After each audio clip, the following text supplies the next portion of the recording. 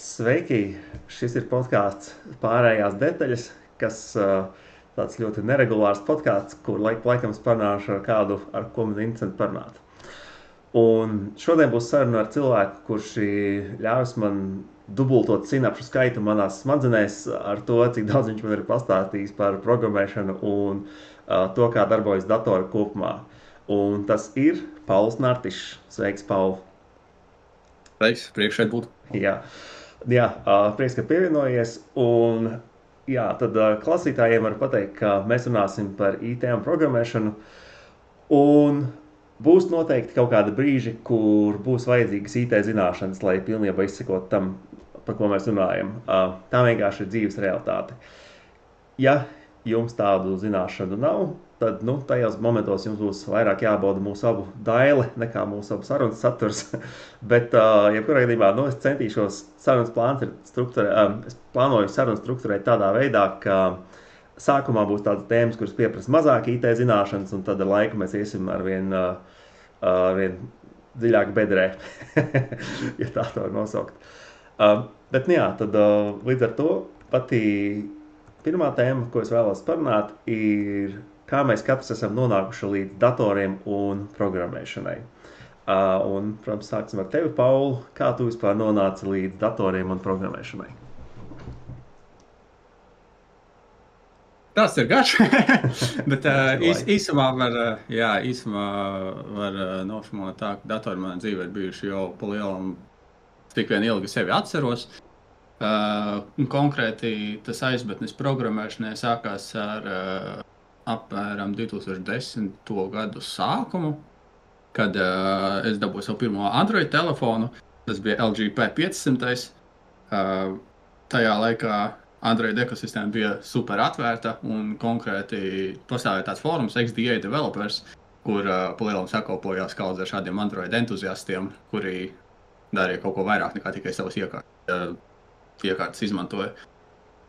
Un es pat nezinu, kāds patiesībā ir tāds korektākais latviskais tulkojums, bet tas, ar ko tajā laikā XDA Developers nodarbījās, bija custom ROMs, respektīvi, ka tā Android operētāja sistēmas versija, kas tev nāca uz telefonu, bija viena, bet tad bija kaudz ar entuziastiem, kuri bija piedabūjuši citas jaunākas Android versijas un veselas tādas, kā mini Linux distributīvus sabūvējuši ar Android modifikācijām, un citi bija vairāk modificēti, citi bija mazāk.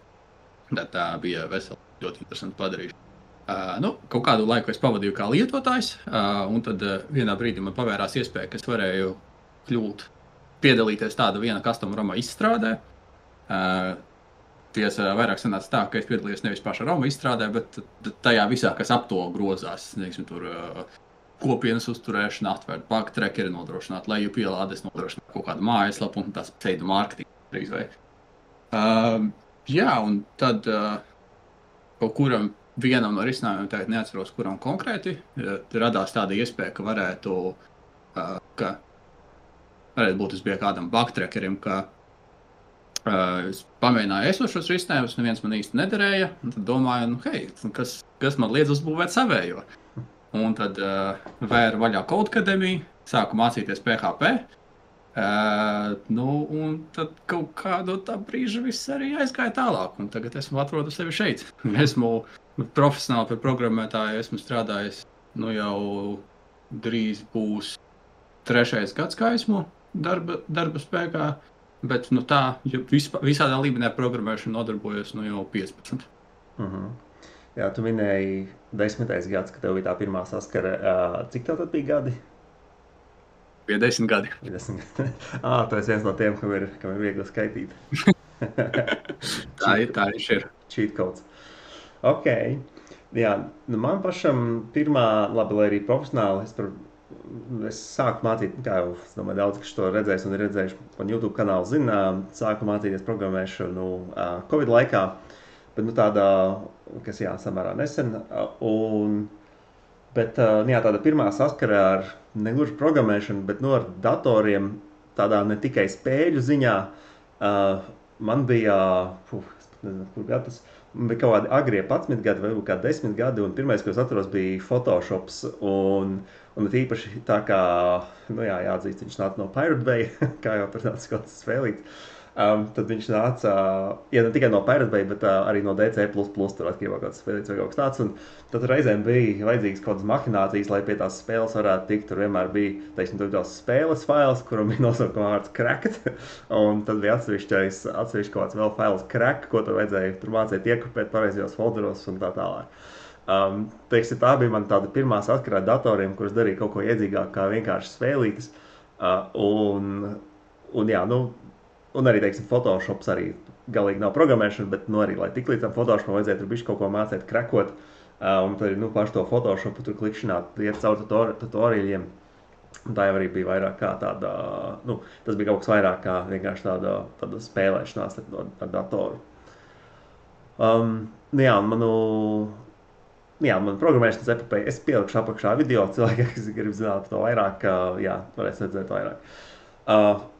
Mēs ar Paulu esam kopā strādājuši, un faktiski arī pazīstam kaut kādus 4 mēnešus tagad, vai kaut kas tāds. Jā, un kā jau teicu, jā, Pauls man ir palīdzējis dubultot sinapšu skaitu manās smadzenēs, cik daudz viņš man ir pastāstījis par programmēšanu un to, kā programmēšana darbojas vispār. Tev varbūt pašam ir kaut kādi savas lietas, ko tu pamanīsi, kā programmēšanas apgūšana ir mainījusi tavu domāšanu, vai kas ir kaut tādi koncepti no programmēšanas, ko tu biežāk sevi pamani lietojami ikdienā, kaut kas tajā virzienā? Tas ļoti interesants jautājums patiesībā, jo no vienas puses ir drusciņi grūti to nodalīt, cik faktiski pašai sevi atrod tādā pozīcijā, kur es ilgāk esmu pratis kaut kādā līmenī programmēt nekā neesmu. Bet ir daži momenti, kaut kad tev tiešākā analoģija, man liekas, ir tas, ka programmēšana patiesībā tas lielākais pienesums, man liekas, lielākais izaicinājums, kas ir cilvēkiem, kuri tikko uzsāk programmēšanu, ja tas vispār kā parādās kā izaicinājums, tas ir tā spēja, tas, ko es saucu, spēt domāt kā datora. Tas praksē nozīmē to tādu algoritmisku pieeju visam, jo datoru un programmēšanas būtība pati par sevi ir tāda, ka vajag ļoti precīzi nodefinēt tās instrukcijas. Datoram ir jāizpild. Un ir vienmēr jāparedz visi potenciāli robežu gadījumi, ir jāparedz, kā tos algoritmus izpildīsies vispār. Tā spēja dekompozēt kaut kādu augsta līmeņa darbību pa mazāka līmeņa soļiem līdz tam brīdim, kur viņi nonāk reāli līdz implementācijai. Un jā, tā varbūt man nav tāda konkrēta piemēra izdzīves, ko es tagad tā varētu precīzi pateikt, bet man liekas, tā ir tāda liela daļa, kas diferencē tos cilvēkus, kuri efektīvi spēj darboties ar datoriem, ir tas, ka viņi ir spējīgi šādu te algoritmisku pieeju kaut kurā brīdī īstenot.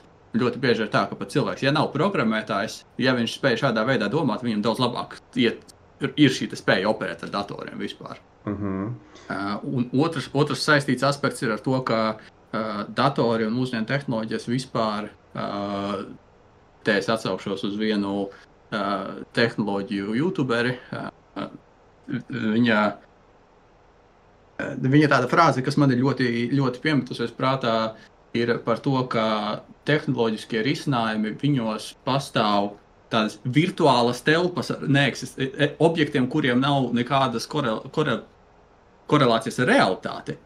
Bet šīs loģiskās telpas, viņām ir savi iekšējie noteikumi. Viņa tas piemērs bija par telefonijas sistēmām. Respektīvi, ja tu uzstādi šo kaut kādu telefonijas switchu, kā tu esi kaut kāds mazais uzņēmums, un tev vajag vienu ienākušu telefonu līniju sadalīt pa 6 telefoniem, un pēc tiem telefoniem, teiksim, sazvanīties savā starpā, ka tev šajā te switchā pastāv sava tāda taksonomijas pasaule, ka tev ir lietotāja telefoni, starp viņiem kaut kāda korelācija, tev ir ienākušu zvanu maršrutēšana.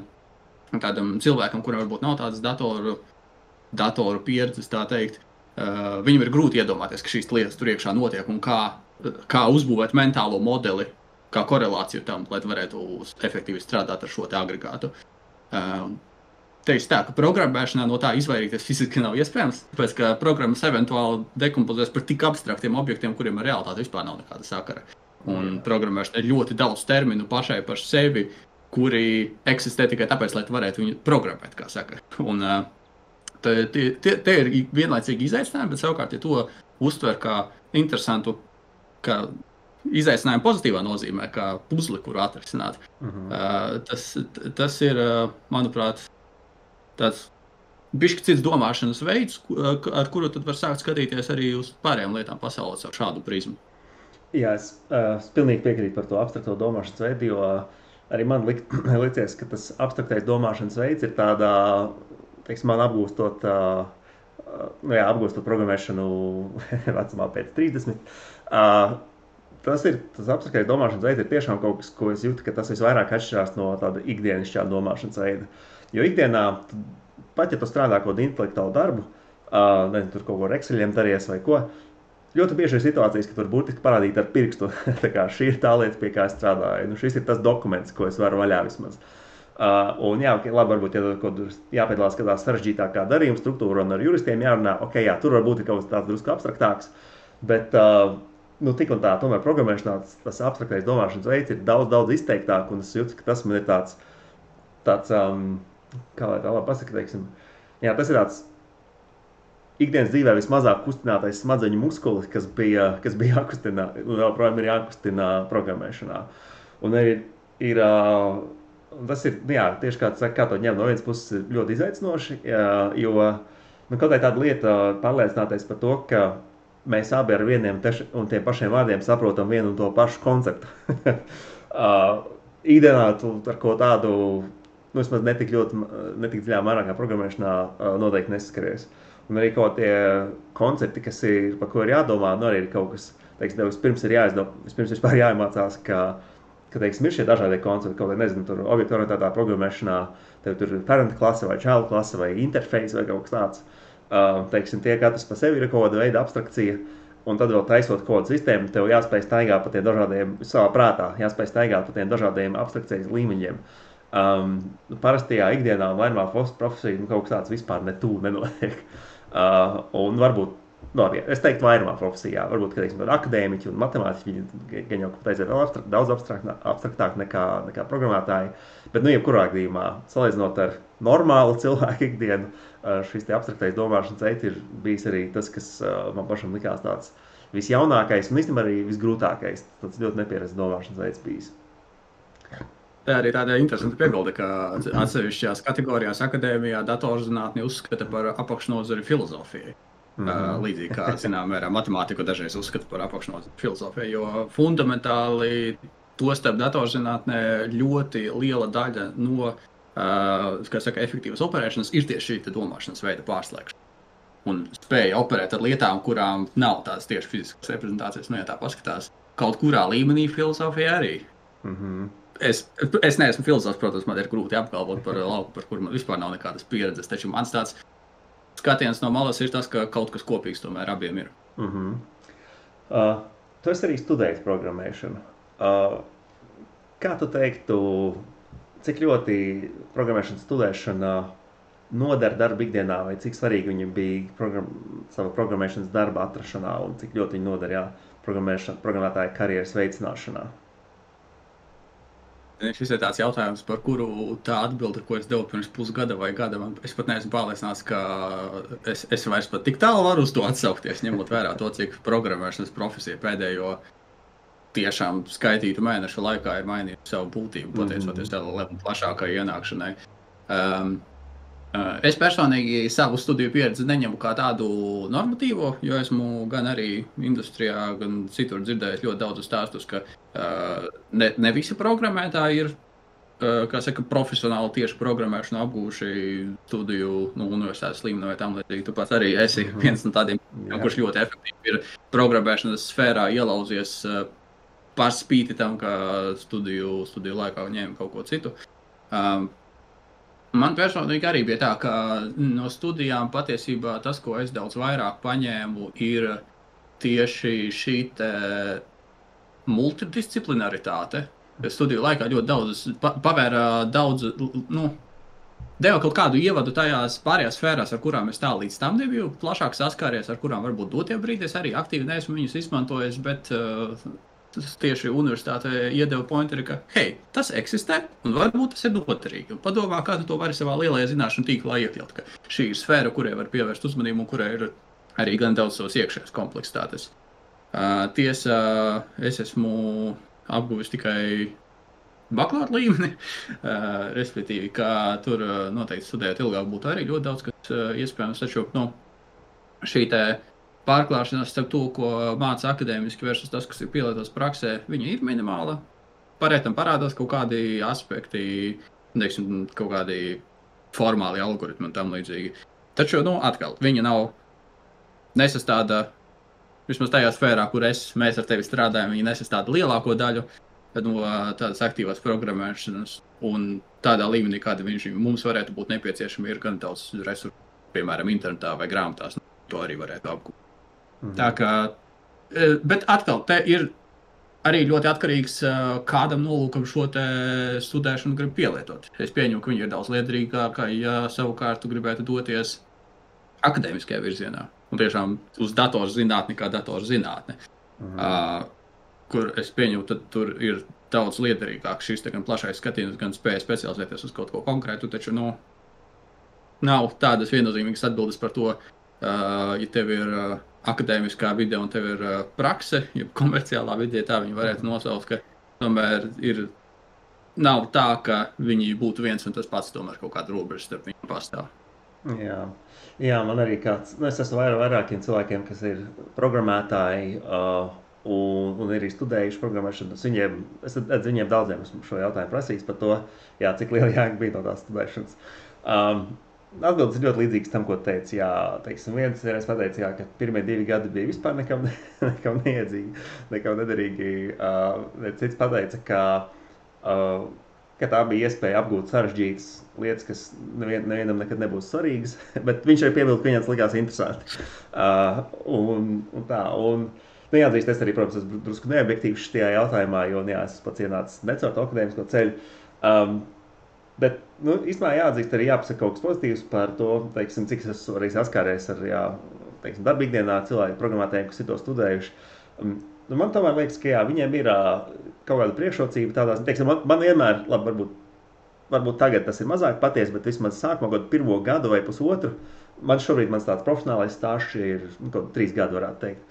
Kad 1 gadu vai pusotru, man bija sajūta, ka man ir jāiedzen. Kaut teikt, tehniski es varēju tur izpildīt kaut to tehnisko pārbaudījumu, lai tiktu darbā, bet tā strādājot viņiem, es jūtu, ka pat ja viņi saka, ka nebija baigā jēga no tā, ko viņi tur studēja, tomēr man diezgan bieži bija sajūta, ka viņiem ir kaut kāda tāda praksa, teiksim, ka viņi ir vieglāk staigāt pa dažādām jomām, teiksim, pa dažādām tehnoloģijām, tur dažādām valodām vai frameworkiem. Jo ir kaut kādi tie paši pamatprincipi, kurus viņi spēj redzēt cauri, kas tur spīd cauri visiem kodiem. Kad ir tie paši algoritmi, ko pieminēja arī, ka viņi varēja, es jūtu, ka man bija jāuztrenē acis uz to, lai es varētu pamanīt, ka kaut kāds algoritms ir izteikti neefektīvs. Viņiem tas bija, protams, arī viņiem kādreiz tas arī bija jāapgūst, bet vienkārši to bija jau paguvuši apgūt universitātē. Cits jautājums ir, vai tas ir vērts tos 4 gadus? Tas atkal Es gribēju teikt, uz to var skatīties, ka tas ir zināmā mērā tāds head starts, kur tev strukturētā veidā iedod kaut kādas īsti priekšzināšanas, kuras tad tev praksē var noderēt. Bet tad man liekas godīgāk būtu salīdzināt tevi ar to, kādā etapā viņi būtu bijuši pašā studiju sākumā, kur viņam šis head nebūtu bijis dots. Ja tu vari atļauties būtībā 4 gadus pavadīt, lai šīs zināšanas uzsūktu un iedot šo head start, lai tad tu iziet no universitātes varētu, vai kaut kādu tur universitātes pēdējos gados sākt aktīvi sākt programmēt, tad jā, bet tas ir ļoti arī daudz cilvēku, gan mūsu paziņu lokā, gan plašāk, kuri arī uzsāk šīs studijas potenciāli kaut kādā programmēšanas kapacitātē, un tad atrada darbu un galu galā studijas nepabeidza, un tad, kā saka, papīra viņām uz rokām nav, kaut kādu daļu no tā headstarta viņi ir dabūjuši, bet te pašā laikā varbūt arī izrādījās. Es uz to skatos, ka to pašu, tās visas lielāko daļu no tām zināšanām ir iespējams iegūt arī praksē un strādāt. Jā, tas īstenībā man liekas optimālais scenārijs, ka tu uzsāc studēt, bet studiju laikā, teiksim, kaut 2. vai varbūt 3. studiju gadu laikā atrod darbu un nepabeidzi, jo tu vienkārši labs darbs. Jo, ja tiešām arī, kā tu teici, ja tev nav ambīcija kļūt par tiešām zinātnieku un iet beigt dziļi akadēmijā, tad tu jau studē tikai tāpēc, lai to darbu dabūtu. Un dabūt viņu gadu vai 2 ātrāk pirms diplomu, kāpēc ne? Daudz sliktāk, man liekas, un šis attiecās ne tikai uz datorzinātnes studijām, bet uz visu veidu studijām, Man liekas, tas scenārijs, no kura izvairīties, ir, ka tu sāc studēt, tev apnīk, tu izstājies un tad domā, nu, gan jau ko atradīšu. Tas man liekas sliktais scenārijs. Man liekas, labais scenārijs ir sākt studēt, un tad tev izvelk ārā no studēšanas tavs darbs. Īstenībā, tu tagad saki, teiksim, runājot par studēšanu kopumā, ja es atskatos uz es mācījos uzņēmējdarbības vadību, un tā, atskatoties, es teiktu, no tāda akadēmiskā satura, man liekas, noderīgi bija kā 30%. Tā kā tas gan jau tāds populārs stāsts visa veida studentiem, neskaitot varbūt tur medicīnu vai kaut ko, kas iet tur beig kaut kādā zinātnē iekšā. Tajā pašā laikā man arī jāpiebilst, ka es nošķirtu, teiksim, to studiju akadēmisko saturu no savu studiju laika, jo es biju diezgan aktīvs visādās tur ārpusstudiju aktivitātēs, un tās gan bija ļoti noderīgas, kuras citur nebūtu, bez augstskolas nebūtu varējis dabūt, teiksim. Es biju studentu pašpārvaldē, darbojos, aizbraucu Erasmusā, 9 gadus Dānijā nodzīvoju, iesaistījos debašu klubā, kas arī, teiktu, viena no top 3 pieredzēm vispār vērtīgākajām tur. Vienu brīdi tur uzsākām tādu nelielu biznesu, viņa ar draugiem arī tur pirmo 2 kursu laikā. Visādi šādas lietas, kuras, lai tehniski viņas nav tieši daļa no akadēmiskā satura, bet pie tām viņas bija ļoti vērtīgas, un viņām varēja piekļūt tikai pateicoties tam, ka es studēju. Tas mans skats uz to. Bet, jā, labi, atpakaļ pie programmēšanas. Gribēju parunāt par internetu kopumā un tādu state of the internet situāciju, to varētu aprakstīt. Ja es tev tagad tā vienkārši uzdot maksimāli plašu to jautājumu, kā tavuprāt šobrīd ir interneta stadija? Kādreiz webu smēdza numurēt, ka bija web 1, tad bija web 2, tad gāja web 3, bet kaut kur viņš pusceļā ir pazudis. Es mūsdienās skatītos, ka tā internets plašumā viņš ar LLM ienākšanu. No vienas puses es negribu teikt, ka web 3 ir pavisam izgājies, un mums tagad šito skaitli vajadzētu priekš kaut kā cita izmantot, bet tajā pašā laikā tā taisnība ir, ka man liekas, ka mūsdienu internets ir evolucionējis kaut kur tālāk par web 2 un citā virzienā, kur man liekas viņam ir vērts piešķirt kaut kādu atsevišķu etapu, jo mūsdienu internetu raksturo tas, ka pirmkārt ir centralizējušās vēl vairāk lielas kompānijas versus tas, kas web 2 laikā bija sociālai tīkli, LLM un vispār tā saucamie mākslīgā intelekta risinājumi, viņi aizņem diezgan plašu telpu no ikdienas diskursa, un ka tagad mēs bišķi rulējam pretī tam, kas bija web 2 laikā ļoti aktuāli, ka visi gribēja publicēt kaut kādus API, ar kuriem varēja platformas linkot kopā. Man liekas, pēdējo 10 gadu laikā mēs esam redzējuši regresiju, ka visi savus API aiztaisa, tāpēc, ka tur ir risks datu noplūdēm, un tagad ar AI parādīšanos atkal šis te model konteksta protokolu, ka visi grib MCP integrācijas taisīt, ka tas atkal pušo tajā virzienā, kur API atkal parādās. Un tad atkal kaut kāds visi tie servisi, kas eksistē, sāk savā starpā nodrošināt kaut kādas integrācijas robežas. Bet tas ir tā abstrakt runāt par internetu kopumā, ja mēs tam paskatāmies uz to, kā tas ietekmē programmēšanu. Es patiesībā pat grūti ir uz to skatīties, tāpēc, ka internets un programmēšana vienmēr ir gājuši roku rokā, pat cik, tā ir daļa no tehnoloģijām un tehnoloģijas attīstās paralēli visam pārējiem, un kā pirmie arī interneta uzņēmumi vai fokusēs uz to, ka viņi izstrādē programmas priekš interneta, teikt. Bet, jā. Jā, es tik gribēju mazliet nodefinēt, ko mēs domājam ar kuriem vārdiem. Tas, kā es saprotu, web 1, web 2, web 3 ir tā, ka web 1 bija pirmā interneta versija, tur lietotājs parastais varēja faktiski tikai lasīt to, kas viņam ir internetā pieejams. Web 2 nozīmēja, ka tu varēji gan lasīt, gan rakstīt, teiksim, visi sāk rakstīt, veidot savus mājaslapas, piemēram. Un tad web 3, tas, vismaz cik es to redzēju, ienāca reizē ar kripto, kas bija no angliski ir read, write, own, ka tu arī gan lasīt to, ko citi raksta, gan veidot pats saturu, un vismaz tāds bija tas kripto solījums, ka tev arī tavs veidotais saturs piederētu, vai vismaz tev varētu veidot kaut kāda veida tirgu attiecībā uz savu intelektuālu īpašumu, ko tu izliec internetā. Cik ļoti tas ir tiešām realizējies, tas tā, man liekas, ļoti debatējami. Tur kripto tāds beigie mešodīgi rietumi. Jā, vēl pieminēja MCP protokolus. Tie ir, varbūt varētu pastāstīt, ko ar tiem domāju. Jā, MCP ir, teiks tā, Es pieņemu, mēs te varam izdarīt priekšnosacījumu, ka klausītājs visticamāk ir pazīstams ar AI un vispār, kas tas tāds eksistē. MCP ir konkrēti, teiksim tā, standarts, kas ir paredzēts, lai šie te AI rīki varētu programmatiski iedarboties ar instrumentiem. Un, piemēram, tāds piemērs, kā ChatGPT, ja mēs paņemam un uzrakstam un paprasam viņam tagad saģenerēt XYZ attēlu, faktiski sanāk tā, ka patiesībā tā attēla ģenerēšana notiek OpenAI iekšpusē. Kā saka, tur iespējams viņš aizmugurē izsauc kaut kādu rīku, kuram viņš iedod tekstu un pēc tam saņem attēlu pretī. Jo mūsdienu šiem te čata stila mākslīgā intelekta risinājumiem viņam fundamentālais ierobežojums ir tas, ka viņi spēj operēt tikai ar tekstu. Viņi saņem tekstu un viņi spēj tikai to tekstu padot tālāk. Un tad tas, kā viņi spēj iedarboties ar šiem te kaut kādiem instrumentiem, arī ir caur tekstu. Tad viņš pasaka, ka es te gribu izmantot instrumentu šādu, es viņam padodu šādus argumentus, un tad instruments savukārt var darīt daudz plašāk lietas nekā tikai operēt ar tekstu. Attēlu ģenerēšana ir kā viens piemērs tādam instrumentam, kur tad šis te mākslīgā intelekta modelis pasaka, ka es te vēlos izmantot attēlu ģenerēšanas instrumentu, es viņam iedodu šādu te ievadu kā to promptu pieņemsim, galā viņš dabū attēlu, un viņš to attēlu ir gatavs attēlu lietotājiem. MCP būtība ir tāda, lai šos te instrumentus varētu izstrādāt ne tikai paši mākslīgā intelekta uzņēmumi, OpenAI, Anthropic un citi, bet būtībā to varētu izstrādāt jebkurš programmatūras nodrošinātājs. Piemēram,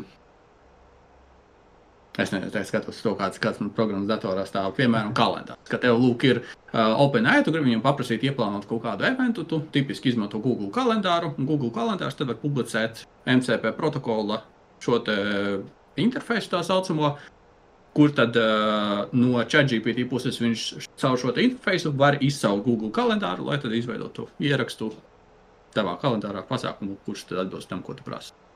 Kā viens piemēram. Un tad tā MCP būtība ir tāda, ko es esmu novērojis, ka ir tāds nedaudz aktivizējies bums, ka tagad šie te mākslīgā intelekta risinājumi ir visi baigi populāri. Visi grib, lai tu varētu. Labi, no vienas puses, protams, ir tas, ka tu ir daudz uzņēmumu, kuri savās platformās pataisno iestrādā kaut kādu mākslīgā intelekta ar tiem sparkle emoji, kaut kādu to pogu, ar kuru tu vari izsaukt viņu iekšējo mākslīgo intelektu. Bet ļoti daudz ir arī tādi, kuri grib integrēties ar jau esošiem risinājumiem. Pieņemsim, ka tu vari viņu šo te kaut kādu trešās puses risinājumu pieslēgt pie ChatGPT un tad izmantot ChatGPT kā tev to vienoto interfeisu, lai tālāk saslēgtu veselu kaut dažādu programmu kopā. Un tad MCP ir šis te tilts, kurš ļauj abiem diviem savienot. Labi, ja jau vēl viena lieta, ko es gribētu piebilst par šo internetu stadiju. Jā, kā tu minēji, ka ir centralizējies ap lielajām korporācijām, kas absolūti tā arī ir. Jā, tāds interneta sākotnējais solījums jau bija, varētu teikt, aptuveni tāds pats kā Facebook solījums, ja misija tā kā make the world a more open and connected place, ka būs kaut kāda viena platforma, kur katrs var pieslēgties, katrs var likt kaut ko un katrs var, teiksim, tur atrast dombiedrus un ka visi darbojas tādā vienā plaknē savā ziņā, ka visiem noteikumi ir vienādi. Bet, lai cik fantastisks internets arī nebūtu, teiksim, cilvēku daba un pasaules kārtība lielam jau paliek nemainīga, manuprāt, visos gadsimtos. Un, teiksim, viss tā vara un iespējas jau ir tik ļoti centralizējušās kādās platformās, ka, teiksim, angliski liekas tāds atbilstošs, lai diezgan skumjš teiciens, ka ir an internet per platform. Ka ir Facebook internets, ir Googles internets, ir kaut kādā ziņā arī Amazonas internets, un, teiksim, kaut kādās atsevišķās valstīs, esmu lasījis, ka, piemēram, tas bija vairākās valstīs, kas ir tādas attīstības valstis, kur cilvēkiem, ja tu pasaki vārdu internets, viņiem ar to asociējās Facebooks, jo tas ir vienīgais internets, kas viņiem ir. Viņi faktiski... Jāpiebilst, ka konkrēti Facebookam bija arī iniciatīva, kur viņi būtībā piedāvāja interneta piekļuvu šīm attīstības valstīm par lētāku cenu vai pavisam bez maksas, bet ar nosacījumu, ka var sākotnēji tu piekļūst tikai, kā saka, tiem Facebookā aprotiem saitēm. Kas tad arī, man liekas, bišķi palīdzēja kropļot šo te priekšstatu to, kas ir internets. Rada bišķi kropļot to, ko mēs to izprotam. Rietumvalstīs, ja tā drīkst teikt, versus tajās, kur šo te, man liekas, internet.org ir pareizāts. Jā. Tur viņi diezgan bija kritika. Jā, un, teiksim, lai arī tehniski tur vēl joprojām ir kaut kādi atvērtie protokoli un tehniski, vismaz teorētiski, ja tur ir tās tehniskās zināšanas, tu joprojām var uztaisīt savu serveri un slēgties citiem serveriem un komunicēt, bet vēl veiksmi panāk, ka tur cilvēki nāks to tavu platformu, ko tu uztaisi. Ja vienīgais veids, kā tu vari panākt, ka cilvēki pie tevis kaut kādā veidā nāk mūsdienas internetā, ir reklamējoties tajā pašā Google un Facebookā. Vai arī, izmantojot tur kādu e-pastu servi, labi, tu varētu mēģināt reklamēties tur pats kaut kādiem saviem e-pastiem, savus e-pastus. Var sakot, tā kā tu esi neizbēgami, ja tu gribi kaut ko veidot savu, uz it kā tās, kas tehniski ir kaut kāda joprojām atvērtā platforma, viss internets, bet, lai panāktu, ka tur notiek kaut kas cilvēkiem interesē, 99% esi atkarīgs no šiem tehnoloģiju gigantiem vienā vai otrā veidā. Diemžēl vai par laimi, bet tā tas ir. Es šeit gribētu drusciņu oponēt, jo šitais bija, man liekas, tieši Web2 laikos, man liekas, tajā brīdī jau par šo sāka runāt, ka visam ir šī tendence centralizēties un apvienoties lielākās platformās, un, man liekas, tajā laikā arī Facebook un Twitter piedzīvoja savu straujāko izaugsmi. Taču man šķiet, ka pēc šīta brīža, man liekas, Cambridge Analytica bija viens tāds pagriešanās punkts konkrēti Facebooka vēsturē, bet pēc šīta brīža, man liekas, ir arvien tieši aktīvāk pacēlies šis indie web kustība, ja tā viņi varētu, indie web ir viena no tādām kustībām, bet patiesībā, teiksim, mūsdienās ir bišķi izveidojusies tāda robeža, ka, protams, no vienas puses šīs lielas platformas ir ērtākas nekā jebkad, un viņiem ir vislielākā lietotāju bāze nekā jebkad agrāk, līdz ar ko, teiksim, ja tev ir tāds cilvēks, kurš varbūt nav tik ļoti aizrautīgs ar tehnoloģijām, kurš viņas tikai izmanto, lai sasniegtu kaut kādus mērķus, ka tādiem cilvēkiem ļoti bieži, viņi ir kaut kājā šādās lielajās platformās un viņam ar to pietiek, bet tajā pašā laikā pastāv arī, manuprāt, diezgan gara virkne ar tieši kaut kādām decentralizētām sociālo tīklu vietnēm. Ir diezgan daudz eksperimentu ar to, ka cilvēki atdzīvina savus x gadus uz pauzes bijušos blogus, lai tagad sāktu rakstīt kaut kur, kas viņiem piederētu. Man liekas, tas drusciņ arī saistās ar to Web3 ideju, ka piederība ir daļa no interneta identitātes. Kur, labi, Web3 kā termins ir, diemžēl, piesavinājies, ka to realizē tieši caur kriptovalūtām un blokķēdēm. Taču par spīti tam arī plašākajā internetā man šķiet šī indiju kustība pamazām paceļas. Veida ir tāda, ka es pieņemu, tādam vidusmēra interneta lietotājiem iespējams, es nemaz par to nezinu. Taču šeit es atļaušos iestarpināt šautautu cienījumai tut.lv kopienai. Tas ir viens no Latvijas nedaudzajiem Fediverse serveriem, kur Fediverse savukārt tā īsi aprakstot ir kaut kas iedomātos kaut ko līdzīgu kā Twitteri, ko mūsdienās sauc par X vai Threads. Taču tā tīkla būtība ir tāda, ka viņš nav centrāls, ka nav viena servera vai vienas kompānijas, caur kuru plūst visi šie ziņojumi un profili. Bet Fediverse būtība ir tāda, ka katrs var pacelt savu serveri, kurā tad ir kaut kāda lietotāja, bet viņi var komunicēt arī ar visu pārējo Fediverse tīklu. Un tā tuvākā analoģija parasti ir ar e-pastu, ka tavā e-pasta adrese ir @inbox.lv vai @gmail.com, bet tu vari no savas e-pasta adreses sazināties arī kuru citu cilvēku, kurš izmanto e-pastu. Un šīs kustības, es pieņemu, ka te vairāk tas secinājums ir tāds, ka ir šīs lielās platformas, kur ir daudzi, bet tajā pašā laikā ir cilvēki, kuri apzinās, ka šīs platformas viņus marginalizē, vai arī, ka viņi nepiekrīt viņu pieejām, un tad viņi veido savas šīs varbūt decentralizētās un nodalītās kaut kādas kabatiņas internetā.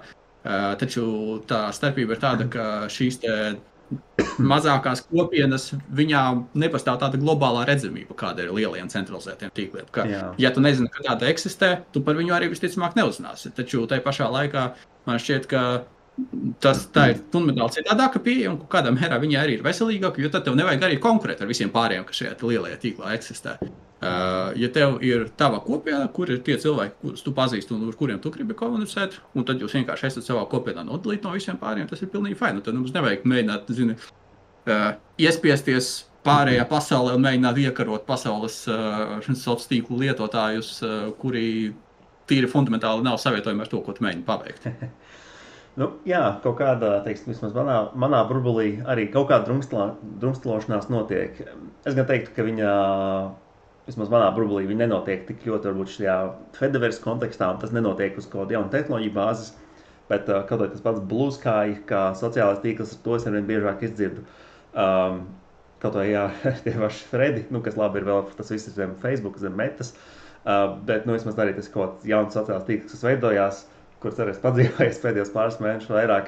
Tur ir tā man prieks paņemt kaut ko jaunu, bet tur 90% ir dzimumu kari un cilvēki sūdzās par to, ka viņi ir vientuļi un tālāk. Bet labi, tas ir kaut kāds pilnīgi stāsts. Bet, kaut kāda drumstlošanās, es piekrītu, kaut kāds pats, Tūt, ko tu minēji, man kaut gan agrāk arī kaut kas bija minējis šo opciju.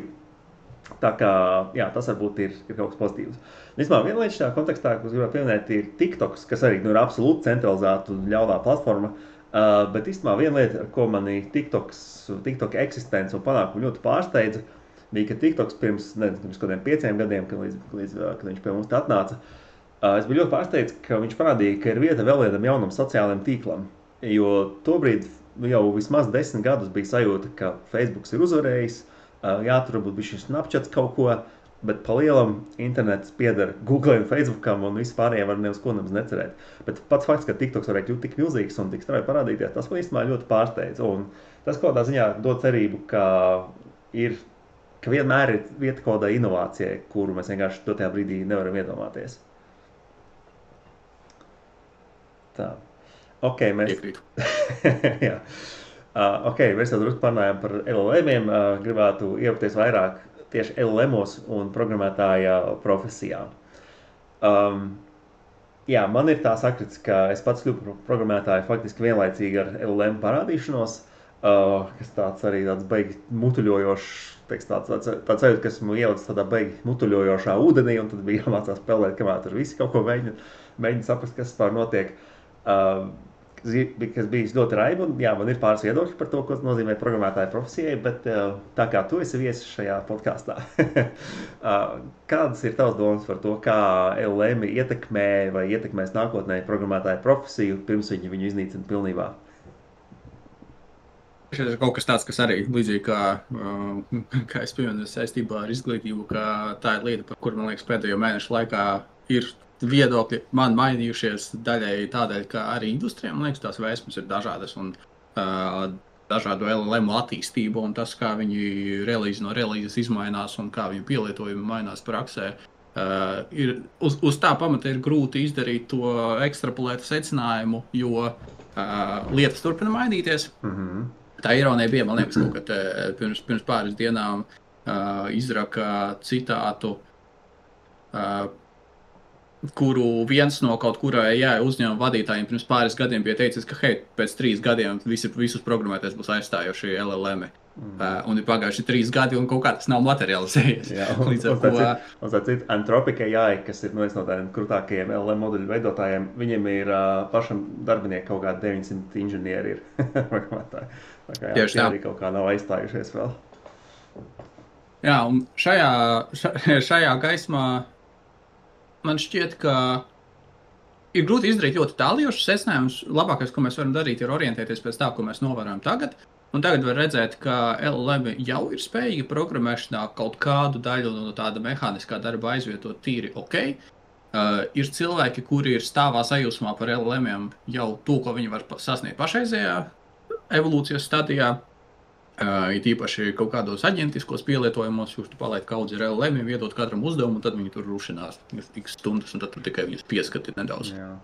Bet es personīgi to esmu mēģinājis, un te ir jāpiebilst tas, ka tas, ko es saku, ir ļoti informēts pamatojoties uz mana personīgā viedokļa, jo man šķiet, ka par LLM-iem diskurss ļoti dalās pēc personīgās pieredzes, bet tas arī izriet no tā, ka programmēšanu ka profesiju ir grūti uzskatīt par homogēnu. Te ir dažādi programmētāji nodarbojas ar dažādām lietām un, kā saka, iespējams ir dažādi kvalitātes standarti, citi ārējie faktori, kuri nosaka, kā viņiem ir efektīvāk, ar ko viņi ikdienā nodarbojas. Un uz tā pamata ir kaut kāda kategorija, kur LLM ir 2-kāršojuši, 10-kāršojuši produktivitāti, bet es vēl neesmu dzirdējis tādus stāstus, ka izņemot kaut kādās masu atlaišanās, kur LLM dēļ būtu aizstāt individuālu programmētāju. Biežāk tas ir tā, ka, hei, mums vajag pa 10% downsizoties, tāpēc mēs atlaidīsim programmētājus ar aizbildinājumu, ka mēs viņus saistām ar LLM-iem. Praksē, grūti pateikt, vai tas tā izspēlēs. Jā. Bet tad ir cilvēku kategorija, kur šie LLM-i tīrā programmēšanas sfērā ir devuši kaut kādu pienesumu, bet viņš nav viennozīmīgi uzlabojums. Es arī esmu pēdējā laikā dzirdējis pāris viedokļus, kur ir tā, ka tev LLMs labākajā gadījumā ir 20% uzlabojums.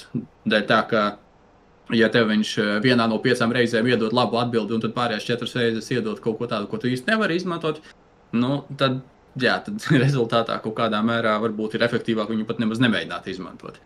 Un tad ir otra argumentu kategorija, kuri uzskata, un šeit es piebildīšu, ka es arī kaut kādā mērā piekrītu, taču es to neuzskatu par vienīgo, viennozīmīgo argumentu, ko šeit var izspēlēt, bet par to, ka LLM ir neētiski pēc savas būtības, pēc tā, kā viņi ir tikuši apmācīti, un ka viņu lietošana pati par sevi arī rezultātā nevar būt ētiska.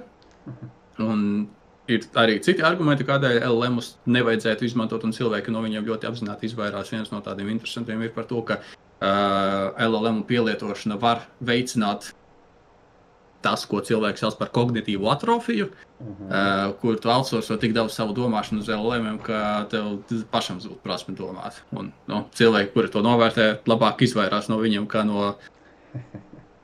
Ļoti izvairās no viņiem, noformulēsim tā, jā.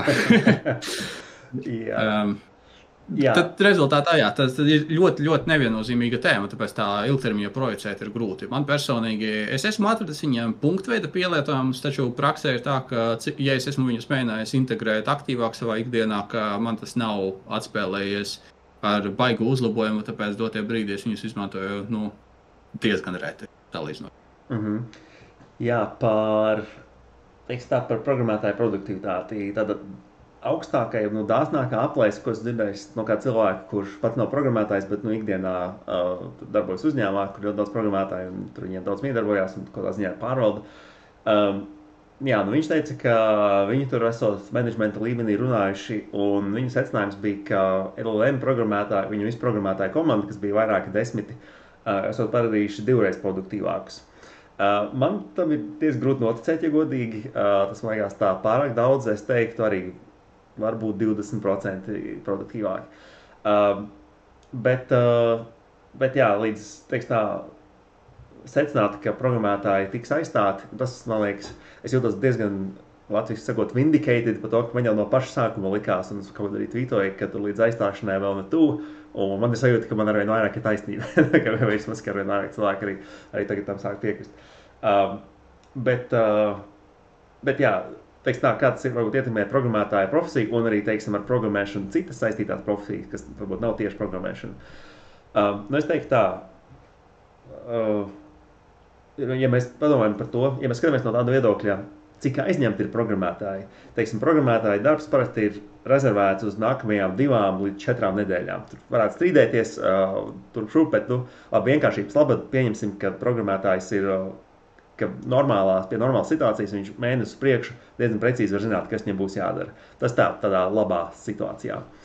Realitāte, protams, tur reizēm tur klientiem ir krīzes un kas tur vēl, bet vienkāršības labad pieņemsim, ka mēnesi priekšu vienmēr programmētāja darbs ir aizņemts. Pat ja mēs pieņemam, ka programmētājs kļūst 2 reizes produktīvāks pateicoties ar LLM-iem, tagad tas viņa pipeline darāmo darbu saīsinās no 1 mēneša uz 2 nedēļām. Bet tik un tā, pat ja tā ir taisnība, tas, ko kopumā sagaida no programmētājiem, tas, ko klienti vai programmētāji darba devējs parasti vēlās, tās features, ko klienti grib, lai programmētājs izstrādāt, parasti ir 5 vai 10 reizes vairāk nekā tas, ko viņš spēj kaut kādā saprātīgā laika termiņā izstrādāt. Tā kā pat, ja mēs pieņemam, ka programmētāji tas aizplānotais pipelines samazinās no 1 mēneša uz 2 nedēļām, ir ļoti viegli atkal tās atbrīvotās 2 nedēļas aizpildīt ar vienkārši nākamajām featurām, kas ir gaidāmas, jo tās klienta vēlmes ir ļoti, ļoti lielas. Un vienmēr līdz šim ir bijis tas bottlenecks kaut kāda uzņēmuma darbībā, kas ir arī IT saistīts, parasti ir tieši bijis programmētāja laiks. Un es domāju, ka tas palielam īstenībā nemainās, jo pat ja programmētājs ir produktīvāks, vienkārši, vēl projām tās kopējas vēlmes saraksts ir daudz plašāks. Kas savukārt ir interesanti, kā tas ietekmē, piemēram, projektu vadītāju darbu, kuri tad ir tie cilvēki, kuriem ir jāplāno, ko tas programmētājs darīs.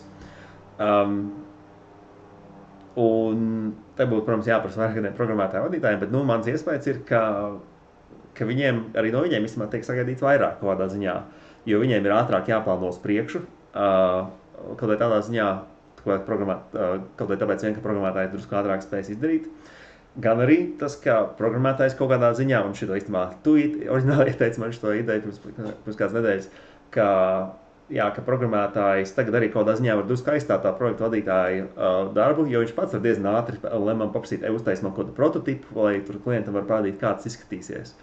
Līdz ar to arī ne tikai pašiem programmētājiem ir jāreikinās kaut kādā veidā ar LLM ietekmi uz viņu darbu. Un pēdējā lieta, ko es vēl par to pateikšu, ka es laikam esmu bijis pārsteigts par to īstenībā, cik tālu arī neprogrammētājs, kurš vismaz ir tāds Latvijas sakot tech savvy, cik tālu viņš var tikt ar tikai LLM izmantošanu. Piemēram, vēl pirms kādām 2 nedēļām es vienmēr biju pie sevis kā tādu argumentu domājis, un man liekas, dažreiz arī teicu sarunās, ka, tie LLM, viņi forši māk no viena prompta uztaisīt tādu vienkāršu mājaslapu, kur tu vari savadīt ciparus iekšā, un viņš arī sasumē un varbūt atrāda kaut kādā smukā formātā. Varbūt tur vēl kaut kāda navigācija pielika, ka tu vari staigāt no mājaslapu, bet kopumā tas cik tālu tie LLM sniedzās. Bet pirms kādām 2 nedēļām es redzēju piemēru, kur cilvēks, kurš nav programmētājs, viņš bija uztaisījis servisu, kurš spēja arī autentificēt lietotāju.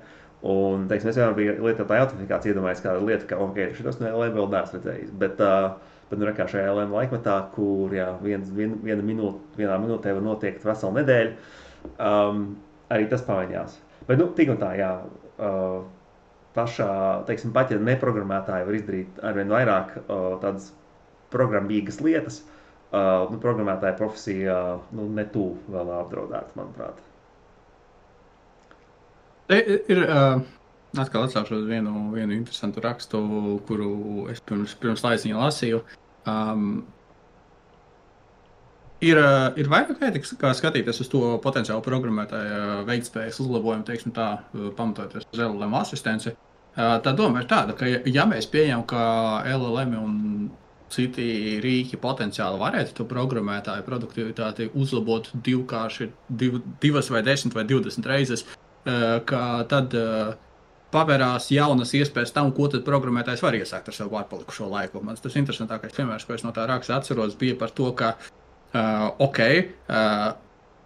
tā rezultātā, piemēram, ja tev ir kaut kāda nepieciešama implementācija, kur tev nav skaidrs, kā viņa varētu izskatīties, tagad tā vietā, lai tev būtu jāpavada baigi ilgs laiks plānojot un arhitektējot un izdomājot, kā viņa varētu izskatīties, sevišķi, ja viņa ir gana sarežģīta. Šīta 20 kārtīgā produktivitātes uzlabojuma dēļ, tu tikpat labi varētu uzbūvēt 5 prototipus un paskatīties, kura no viņiem izskatās vislabāk, un tad paskatīties to arhitektu tam līdzīgi. No tāda viedokļa pastāv potenciāls, ka varbūt tad, kad LLM spēc sasniegt šādu produktivitātes līmeņu, produktivitātes uzlabojumu, tad mums būtu vērts skatīties uz programmēšanas profesiju plašāk, un varbūt mēs varētu pamanīt kaut kādas būtiskas izmaiņas un to, kā tās lietas izmainās. Bet līdz tam vēl ir, kur augt, kā tu saki. Praksē dotie brīdi tas ir tikai inkrementāls uzlabojums. Tas ir kārtējais rīks programmētāja rīku kastē, ar kuru var kaut kuras problēmas risināt efektīvāk. Un, ja tā paskatās programmēšanas kā profesijas dinamika, viņa ir tāda, ka eventuāli parādās rīki, kuri tev spēj kaut kādu inkrementālu uzlabojumu piešķirt. Un tādējādi, kā saka, tā industrija progresē uz priekšu. Taču vēl pagaidām LLM sevi nav pierādījuši, ka viņi tiešām varētu šo 2 līdz 10 līdz 100 reizes uzlabojumu sniegt. Bet tajā pašā laikā atkal to, ko tu pieminēji par to, ka šis te veids, kā to produktivitātes uzlabojumu aizpildīt, pat ja viņš būtu 2 reizes uzlabojums, potenciāli. Un tas ir tāds balansēšanas akts, man liekas, ka uz LLM pamatā industrija kopumā sāk gribēt prasīt ātrāku virzību uz priekšu, kas ir divējādi riskanti, tāpēc, ka no otras puses, ja mēs varētu atļauties pavadīt tikpat laika, bet vienkārši uz pusi mazāk no tā laika programmēt implementācijas labad, šo te atlikušo laiku mēs, piemēram, varētu izmantot, lai to implementāciju sakārtotu, atrisinātu tehparādus un tādas lietas. Bet, protams, tas prasa balansēšanu ar to, vai bizness neprasa tagad, hei, tev ir divreiz labāka produktivitāte, tad delivero divreiz vairāk features nekā iepriekš, kas, tad rezultātā ir net zero uzlabojums, kā saka, tajā, kāda tev būtu, teiksim, koda kvalitāte. Bet, jā, labi, sorry. Nē, koda kvalitātes ziņā es piekrītu, tas būtu pie tādas scenārija būtu net zero, bet tik un tā tas, man liekas, kopumā pasaulē ļoti liels iegūms, jo visi tie produkti var iterēt ātrāk un vienkārši var rasties vairāk produktu un tādā ziņā, teiksim, tirgus kļūst bagātīgāks. Gribētos jautāt, vai tas ir kaut kas tāds, pēc kā mums ir aktuāli tiekties? Bet tas ir jautājums bišķi citā kontekstā, man šķiet. Jā, bet es gribētu tomēr bišķi iemērkt kājas pirkstu tajā citā kontekstā. Es teiktu, es ļoti par to, ka tiek maksimizēts eksperimentu skaits. Un eksperiments, domāju, tādā ļoti plašā ziņā, teiksim, katrs uzņēmums kā eksperiments vai katrs produkts kā eksperiments. Protams, būs ļoti liela daļa trokšķa un, teiksim, būs visādi neiedzīgi startupi, kuri tur vienkārši faktiski uztais smuku interfeisu kodam, tur ChatGPT. Tas viss vienkārši jāpiecieš, bet, man liekas ir tā, ka jo vairāk ir kaut kāda eksperimenta iespējama, jo lielāka iespēja, ka kaut kas interesants tur ir iznāks. Un ja tagad programmētāji produktīvāk pateicoties AI, viņi var vairāk izstrādāt, var vairāk produktu rasties un vienkārši notiek vairāk eksperimenti. Tādā ziņā es to atbalstu par spīti tam trokšņam, kas visiem būs jāpacieš. Ok, bet tad kontraarguments ir tāds, ka jautājums ir, kas tad ir tas invariants, kuru mēs paturam nemainīgu pie nosacījuma, ka mēs palielinām ātrumu. Tā doma ir tāda, ka šo divkārtējo produktivitātes uzlabojumu viņi var izmantot vai lai veiktu divreiz vairāk eksperimentu, paturot, piemēram, kvalitāti un pārējos faktorus nemainīgus, vai arī, lai to pašu investētu, lai tu tajā pašā laika posmā sataisītu kaut ko labāku nekā iepriekš. Un man šķiet, ka tā plašāk skatoties uz industriju, tā noslēdze tomēr ir uz pirmo variantu, ka tu akcelerē savu delivery, bet tā proporcija, cik tu ļoti veic pātrinājumu uz lietu implementēšanu, nereti ir lielāka nekā tas produktivitātes uzlabojums, kur tu no LLM-iem dabūt tīrā formā. Tobišķi, ka, ja tev realitātē produktivitātes uzlabojums ir 20%, bet no tevis sagaida, ka tagad tu kustēsies divreiz ātrāk, tad pa ceļam tu arī sāksi griezt no kaut kādus stūrus no kvalitātes viedokļa. Un tā ir tāda lieta, kuru ir grūti novērtēt un grūti apzināties. Jā, es pilnīgi piekrītu, ka tā ir taisnība. Šeit ar citu mājas uzpaldu viena lieta, ko es esmu pamanījis, bet mēs vēl neesam runājuši, tāda atšķirības mūsu abu domāšanā.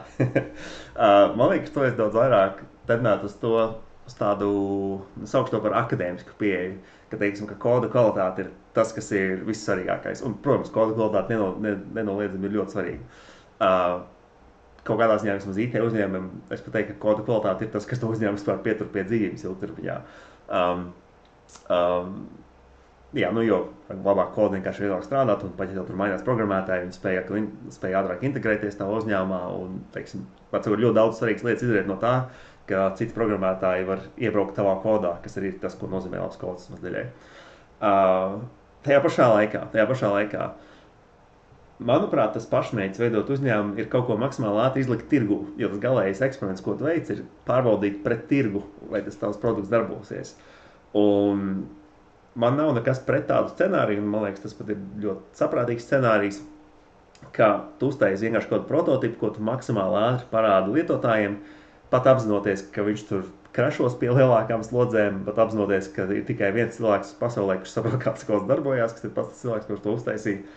Un tad, ja tu redzi, ka ir kaut kāda vilkme pēc tā produkta, tad tu piesaisti investorus, tu uztaisi lielāku programmētāju komandu, vai tu vienkārši sāc vairāk prioritizēt to kodu kvalitāti, jo tad tu zini, ka no tā tava kvalitīvā koda ir lielāka jēga, jo par kodu kvalitāti, manuprāt, ir lielāka vērtība, ja to kvalitīvo kodu arī daudz cilvēku lieto. Ja tu uztaisi kaut ko ļoti kvalitīvu, ko redz tikai ļoti, ļoti šauru nišu vai kas eksistē tikai īsu brīdi, vai tiešām tas bija tāds liels pienesums pasaulē? Liekas, tagad tu ilustrēji divus ekstrēmus uz spektra. Jā. Kas tā arī reāli patiesībā pastāv. Tāpēc, ka, labi, tev ir zinām mērā taisnība, ka es vairāk esmu... Es sevi uzskatu, ka es esmu daudz tuvāk tajā neitrālajā pozīcijā, taču es apzinos, ka es liecos tajā, kur lēni, bet kvalitatīvi virzienā. Jo tas, ko es esmu novērojis, labi, savā 3 gadu profesionālajā pieredzē, Bet arī gana daudz internetā ir tādi argumenti redzēti, ka, ja tu pārāk piekopi, ka move fast and break things, to politiku, bet te pašā laikā, nu, ar aizbildinājumu, ka, ok, labi, labāk izmēģinām tagad un sakārtosim vēlāk, ja mums tas pieķers. Tas risks ir tāds, ka ir jārēķinās, ka ir liela ticamība, ka tev nākotnē nebūs iespējas sakārtot. Uz tā pamata, ka šī ātrākā kustība viņa velk sev līdzi. Teiks tā, ja tu iesāc kustēties ātri, bet nekvalitatīvi, tad lielāka ticamība, ka tu turpināsi kustēties ātri, bet nekvalitatīvi. Jā, tu kustēsies ātri, tā ir patiesība. Bet eventuāli, teiksim tā, ka līdzīgi kā ar to, ko sauc par tehu parādu, nu, tu ar viņu vari rēķināties un ar viņu strādāt jebkurā situācijā. Problēma ir tāda, ka jo tu dziļāk sev rodas to tehu parāda bedri, jo tev ar laiku ir dārgāk šo tehu parādu atmaksāt un lietas sakārtot. Un tad, nu, tā kustība, kā saka, ātrākā kustēšanās, man liekas, vairāk piestāv tad, ja tu, man liekas, viņa obversi korelē ar to, cik ļoti tu plāno pie tās lietas strādāt ilgtermiņā. Zini, ja tas ir tev lieta, kur tu 2-3 gadi un tad tu meklēsi savu exit stratēģiju, tad pilnīgi iespējams ir fine, ka līdz tam brīdim tu vēl nebūsi nonācis tādā situācijā, kur tev tā tehu parāda kauds būs tik milzīga, ka tu vairs nevarēsi, ka viņa būs tevi aprakusi ar sienu un tu vairs neredzēsi vispār gaismu nekur apkārt. Bet atkal, tas ir tāds kontrarguments tam ekstrēmajai pozīcijai. Protams, ir jāapzinās, ka ir spektrs un ir jāpieņem lēmumi atkarībā no situācijas un tā, kāda ir potenciāla ietekme tavam lēmumam dotajā brīdī. Un, zinām, mērā tā ir ļoti sarežģīta lieta spēt izvērtēt, cik ļoti tagad tev vajag pievērst vienam vai otram aspektam uzmanību. Un, man liekas, tā ir lieta, kurai nav tādas vai precīzi algoritmi, kā tu varētu to izvērtēt. Un tā ir tāda lieta, kas ir rulē uz intuīciju. Jā. Tu minēji, ka tev profesionālā pieredze tikai 3 gadi. Tas tā, man liekas, tu sevi underselo ar tādu teikumu. Vai tā ir taisnība? Tas ir fakts. Nu, jā, bet ir jāstāsta, kā tiek likt uzsvari. Kā tā varētu izteikt? Tu varētu pastāstīt par sev tādu informācijas diētu, vai varbūt ne gluži informāciju par savu kādu inputu un outputu attiecībā uz programmēšanas saturu. Kā izstāsta tavu ikdienu tajā kontekstā? Jā, vēl. Ņemot vairāk kā tikai pēdējo 3 gadu laikā. Jā, nu, tieši tas, ar ko es gribēju sākt, ka savulaik vispār viena lieta, kas man paralēli programmēšanai ir, ko es esmu negribot kultivējis, ir rakstīšana, ka pa lielam, cik vien es esmu rakstījis programmas, es esmu rakstījis arī kaut kādā formā prozu. Un parasti tas bija, kā jau 2010, 15, 20 gadu laikā bija tipiski tie bija blogi, kaut kādu laiku man arī bija Twitter konts, bet man liekas, tas izvedes ziņā produktīvākais periods man bija kaut kur sākot no 15 līdz 18 gadam, kur es diezgan aktīvi to informāciju, ko es uzņēmu iekšā, to es parasti arī kaut kur pierakstīju savus viedokļus par to. No kurienes es viņu ņēmu? Vēsturiski tas gan jau atkal bija Twitteris, lai vieglas viņu smiltis. Laika gaitā to nomainīja Mastodons, ir tāda vietne Hacker News, ir tāda vietne Lobsters, kas ir ļoti interesanta interneta kopienā, kur arī diezgan daudz par programmēšanu saistītu rakstīru. Tad Hacker News savukārt bieži vien ir kaut kāda interesantās lietas. Kā arī man ir diezgan garš saraksts ar RSS barotnēm, kurus es abonēju, kur ir gan lielākoties arī laika gaitā savāktas daudzas interesantas balsis programmēšanā un ne tikai tehnoloģijas, arī plašākā ziņā, kur bieži vien dažādas interesantas rakstus un viedokļus var atrast.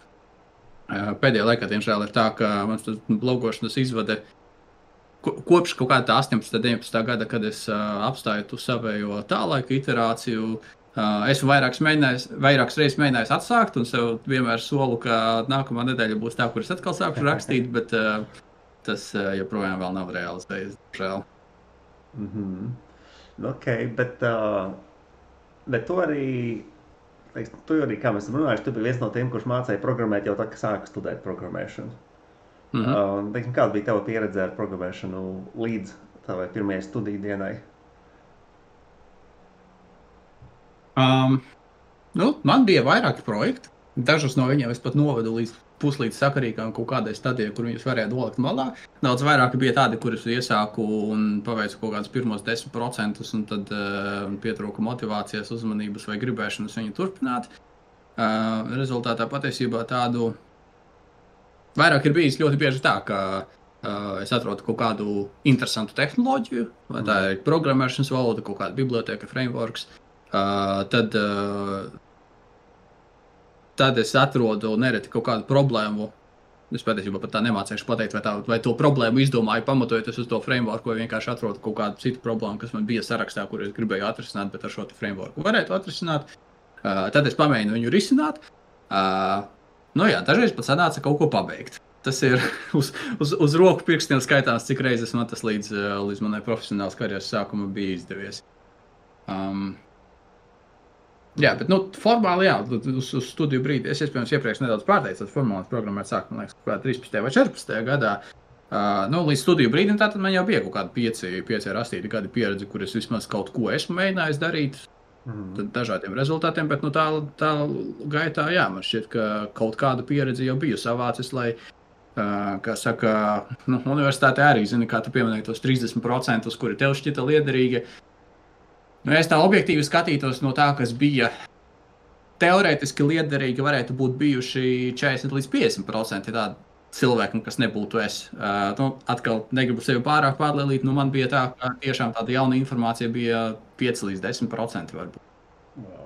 Vispārējais, bija tā, ka varēja kontekstualizēt, ka es vai ar to esmu saskāries, vai esmu kaut kur par to lasījis, vai tam līdzīgi varētu to, apgūt arī bez šīs palīdzības. Bet, toties atmaksājās tajā, ka tad faktiski sanāca, ka biju teicamnieks bez baigi lielās piepūles, teiksim tā. Jā, ok. Īstenībā, mazliet atgriežoties pie LLM-iem, bija arī vēl viena lieta, ko es gribēju pieminēt. Tu minēji, ka LLM lietošana var atrofēt kaut kādu domāšanu līdzi. Tā bija tā doma.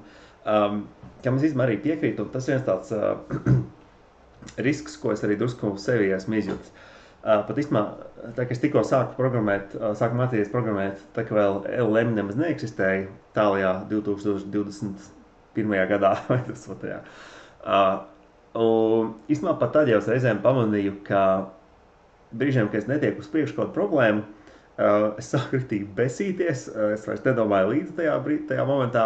Man pat īstenībā tagad šeit tieši virs ekrāna, es vienmēr atceros, drusku pietiek pacelt virs ekrāna un ir uzraksts, vai šīs dusmas ir produktīvas. Tā ir jautājums zīme, ko es uzrakstīju tieši tāpēc, lai es vienkārši pārstātu besīties un sāku domāt līdzi. Un tas, pie kā es jau pieķēru, ka tajos besīšanās brīžos es vienkārši nevis mēģinu izdomāt to risinājumu, bet es mēģinu sagooglēt kaut ko, ko es varētu vienkārši copy-paste iekšā un vienkārši, lai beidzot strādā tas nolādītais kods. Viss laiks, ko es pavadīju tajā stadijā, bija vienkārši zemē nomests. Vienkārši dusmas, pat sliktākā zemē nomests, viņš man vēl nodarīs pāri, jo vienkārši pats sevi nokaitina no dusmas un neko neiemācies. Un viens no maniem, tādiem momentiem, kad izaugsme kļūst straujāk, ir, kad es apzinājos, ka tās dusmas, vismaz manā gadījumā, rodas no izpratnes trūkuma. Jo lietas nenostrādā, kā es gribu, lai tās nostrādā, tāpēc, ka es ne tā kaut ko saprotu, kā tam būtu jābūt. Un savā ziņā LLM tagad šito risku, manuprāt, sāsina. Jo ar LLM-iem ir vēl vieglāk vienkārši spamot promptus, un viņš tev daudz biežāk izmetīs kaut ko, ko tu burtiski vari copy-pastot, nekā kaut kas, ko tu būtu atradis Googlē. Tā ir viena lieta, kur LLM var nodarīt pāri. Savukārt, ir tas teiciens, ka tehnoloģija ir slikts meistars, bet labs kalps. Ja savukārt LLMs izmanto kā savu kalpu, kā savu privātu skolotāju, tur viņi ir nepārspējami. Tur man ir ļoti palīdzējuši. Tiešām ļoti daudz no viņiem mācījies. Tajos brīžos, kad spēju nomierināties un atcerēties, ka lēnāk brauks, tālāk tiksi. Viņus izmanto, lai apgūtu kaut konceptu un pats izdomātu, kas tur jādara. Tam viņi ir ļoti labi. Bet savukārt vēl viens tā drusku risks, manuprāt, attiecībā uz tādu domāšanas atrofēšanu, ko LLM, tas risks, ko LLM sāsina, ir attiecībā uz code review, man liekas. Tu vienreiz forši pateici, ka svarīgi, pret code review procesā ir svarīgi spēt faktiski savā galvā kompilēt to kodu un paskatīties, kas notiks. Varbūt ne gluži kompilēt obligāti, ja, bet vismaz izsacināt, ko tās koda rinda darīs. Un es sevi esmu pamanījis, ka tāpēc, ka es domāju, vairāk kā tu esmu paļāvies uz LLM-iem vai vismaz tādu sākotnējā koda iegūšanai. Pēc tam, ja man pašam jālasa tas kods un jādomā līdzi, tad tas kods, ko ir uzrakstījis LLMs, es arī jūtu, ka tikai tajā koda lasīšanas brīdī es tiešām izmantoju mūsu mīļo frāzi use brain, ka tikai tas ir tas brīdis, tas kods ir uzrakstīts, tikai tad es tā tiešām apzināti mēģinu katrai rindai iet cauri. Savukārt pirms LLM laikmetā es pieņemu, tev bija daudz lielāks spiediens un iegans jau rakstīšanas brīdī domāt, kas tieši tur notiks, vai īstenībā jau pat pirms rakstīšanas padomāt, kam tur būtu jābūt. Tagad var tikai tā ļoti aptuveni padomāt, man tur būtu jābūt, man ir šāda vai tāda problēma, kurai varētu būt. Es vienkārši apstīšu šo problēmu LLM-am un pateikšu, piedāvā man risinājumu. Un tur izpaliek tas use brain moments, kas manuprāt, ir īstenībā ļoti vajadzīgs, kur atkal tas moments parādās, ka tehnoloģija ir slikts meistars, bet labs kalps. Tas bija pēdējais komentārs par LLM-iem. Jā, šajā kontekstā ir interesanti patiesībā, kā tu stāsti, interesanti sasaucas ar to, ko es esmu dzirdējis, kā tādu praksi, kas, man liekas, tādā LLM laikmetā arī aktualizējas tāda tēma par to, ka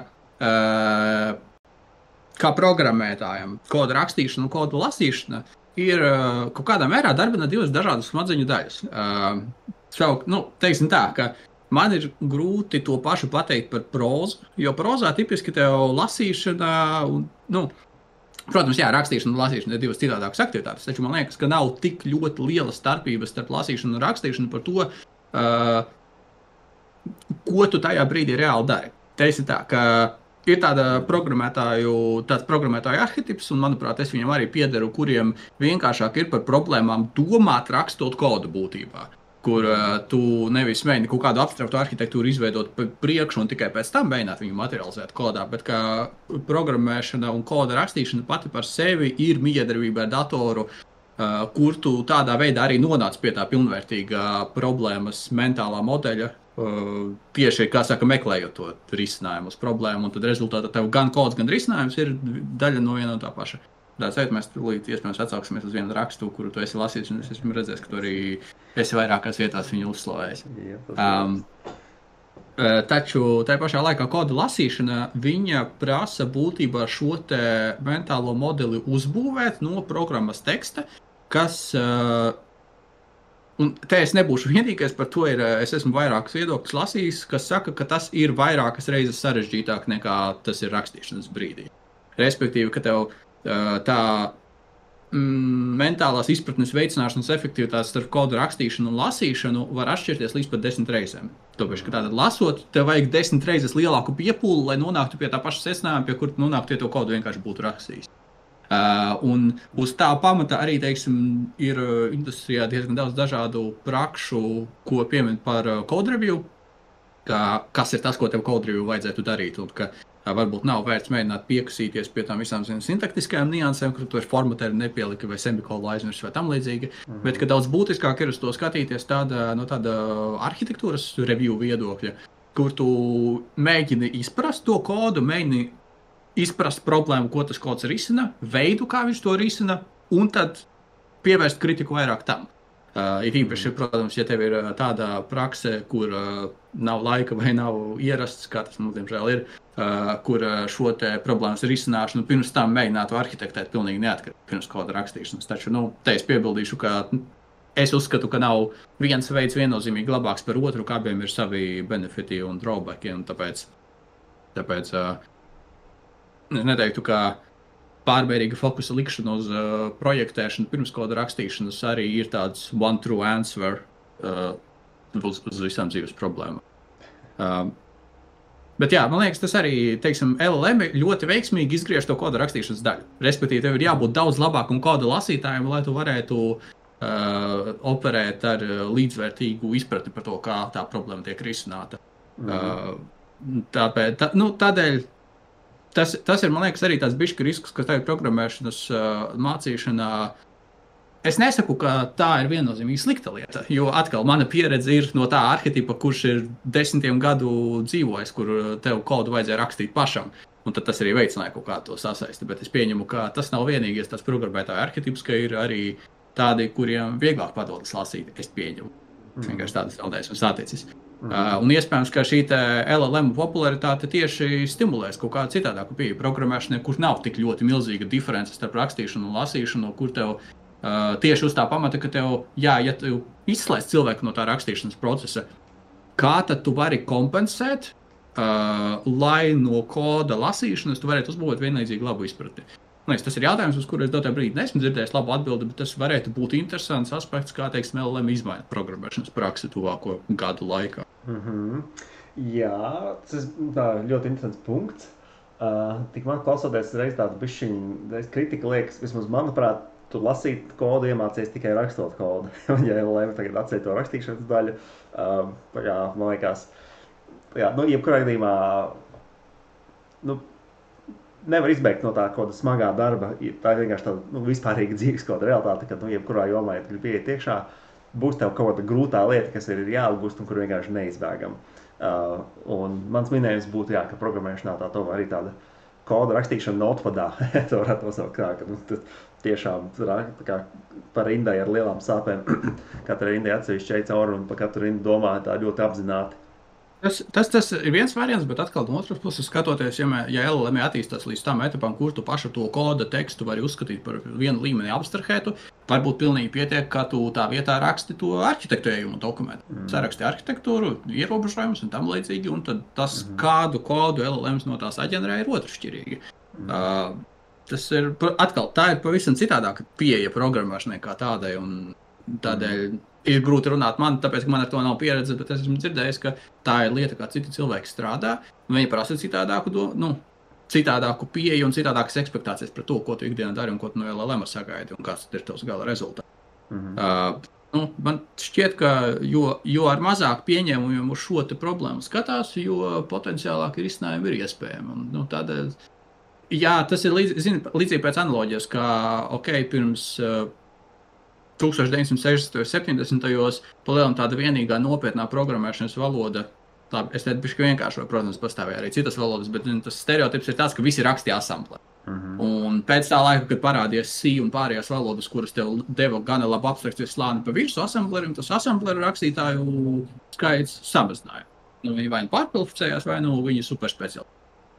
Un iespējams, atkal, šī nav mana doma, es esmu viņu no kaut kurienes paņēmis, bet iespējams mēs tagad esam arī līdzīgā tādā pagrieziena punktā, kur tas, ka mēs kodu rakstām programmēšanas valodā tiešā formātā, kā to programma izpildīs, varbūt tagad arī ir tas pagrieziens, kur LLM varēs pārņemt šo daļu, un tad mēs varēsim atkal fokusēties uz augstāku līmeņa arhitektūras aspektu cilvēki. Man nav viennozīmīgas pārliecības, ka tas tā ir, bet tā ir doma. Tas ļoti, ļoti interesants punkts. Laiks rādīs.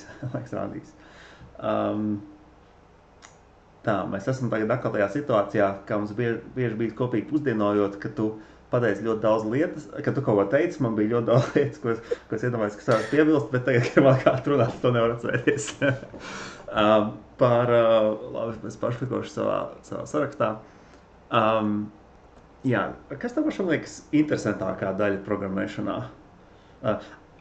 Pirms atbildu šo jautājums, ko es tikko atcerējos, kas pirms tam gribēju teikt, par rakstu, minēja Programming as Theory Building. Tas bija tā raksta nosaukums, kur man atsūtīja ļoti forši interesants raksts, un kopumā raksta doma jau ir ietvert nosaukumā, ka programmēšana ir teorija veidošana, kas man likās tāda baigi labā frāze,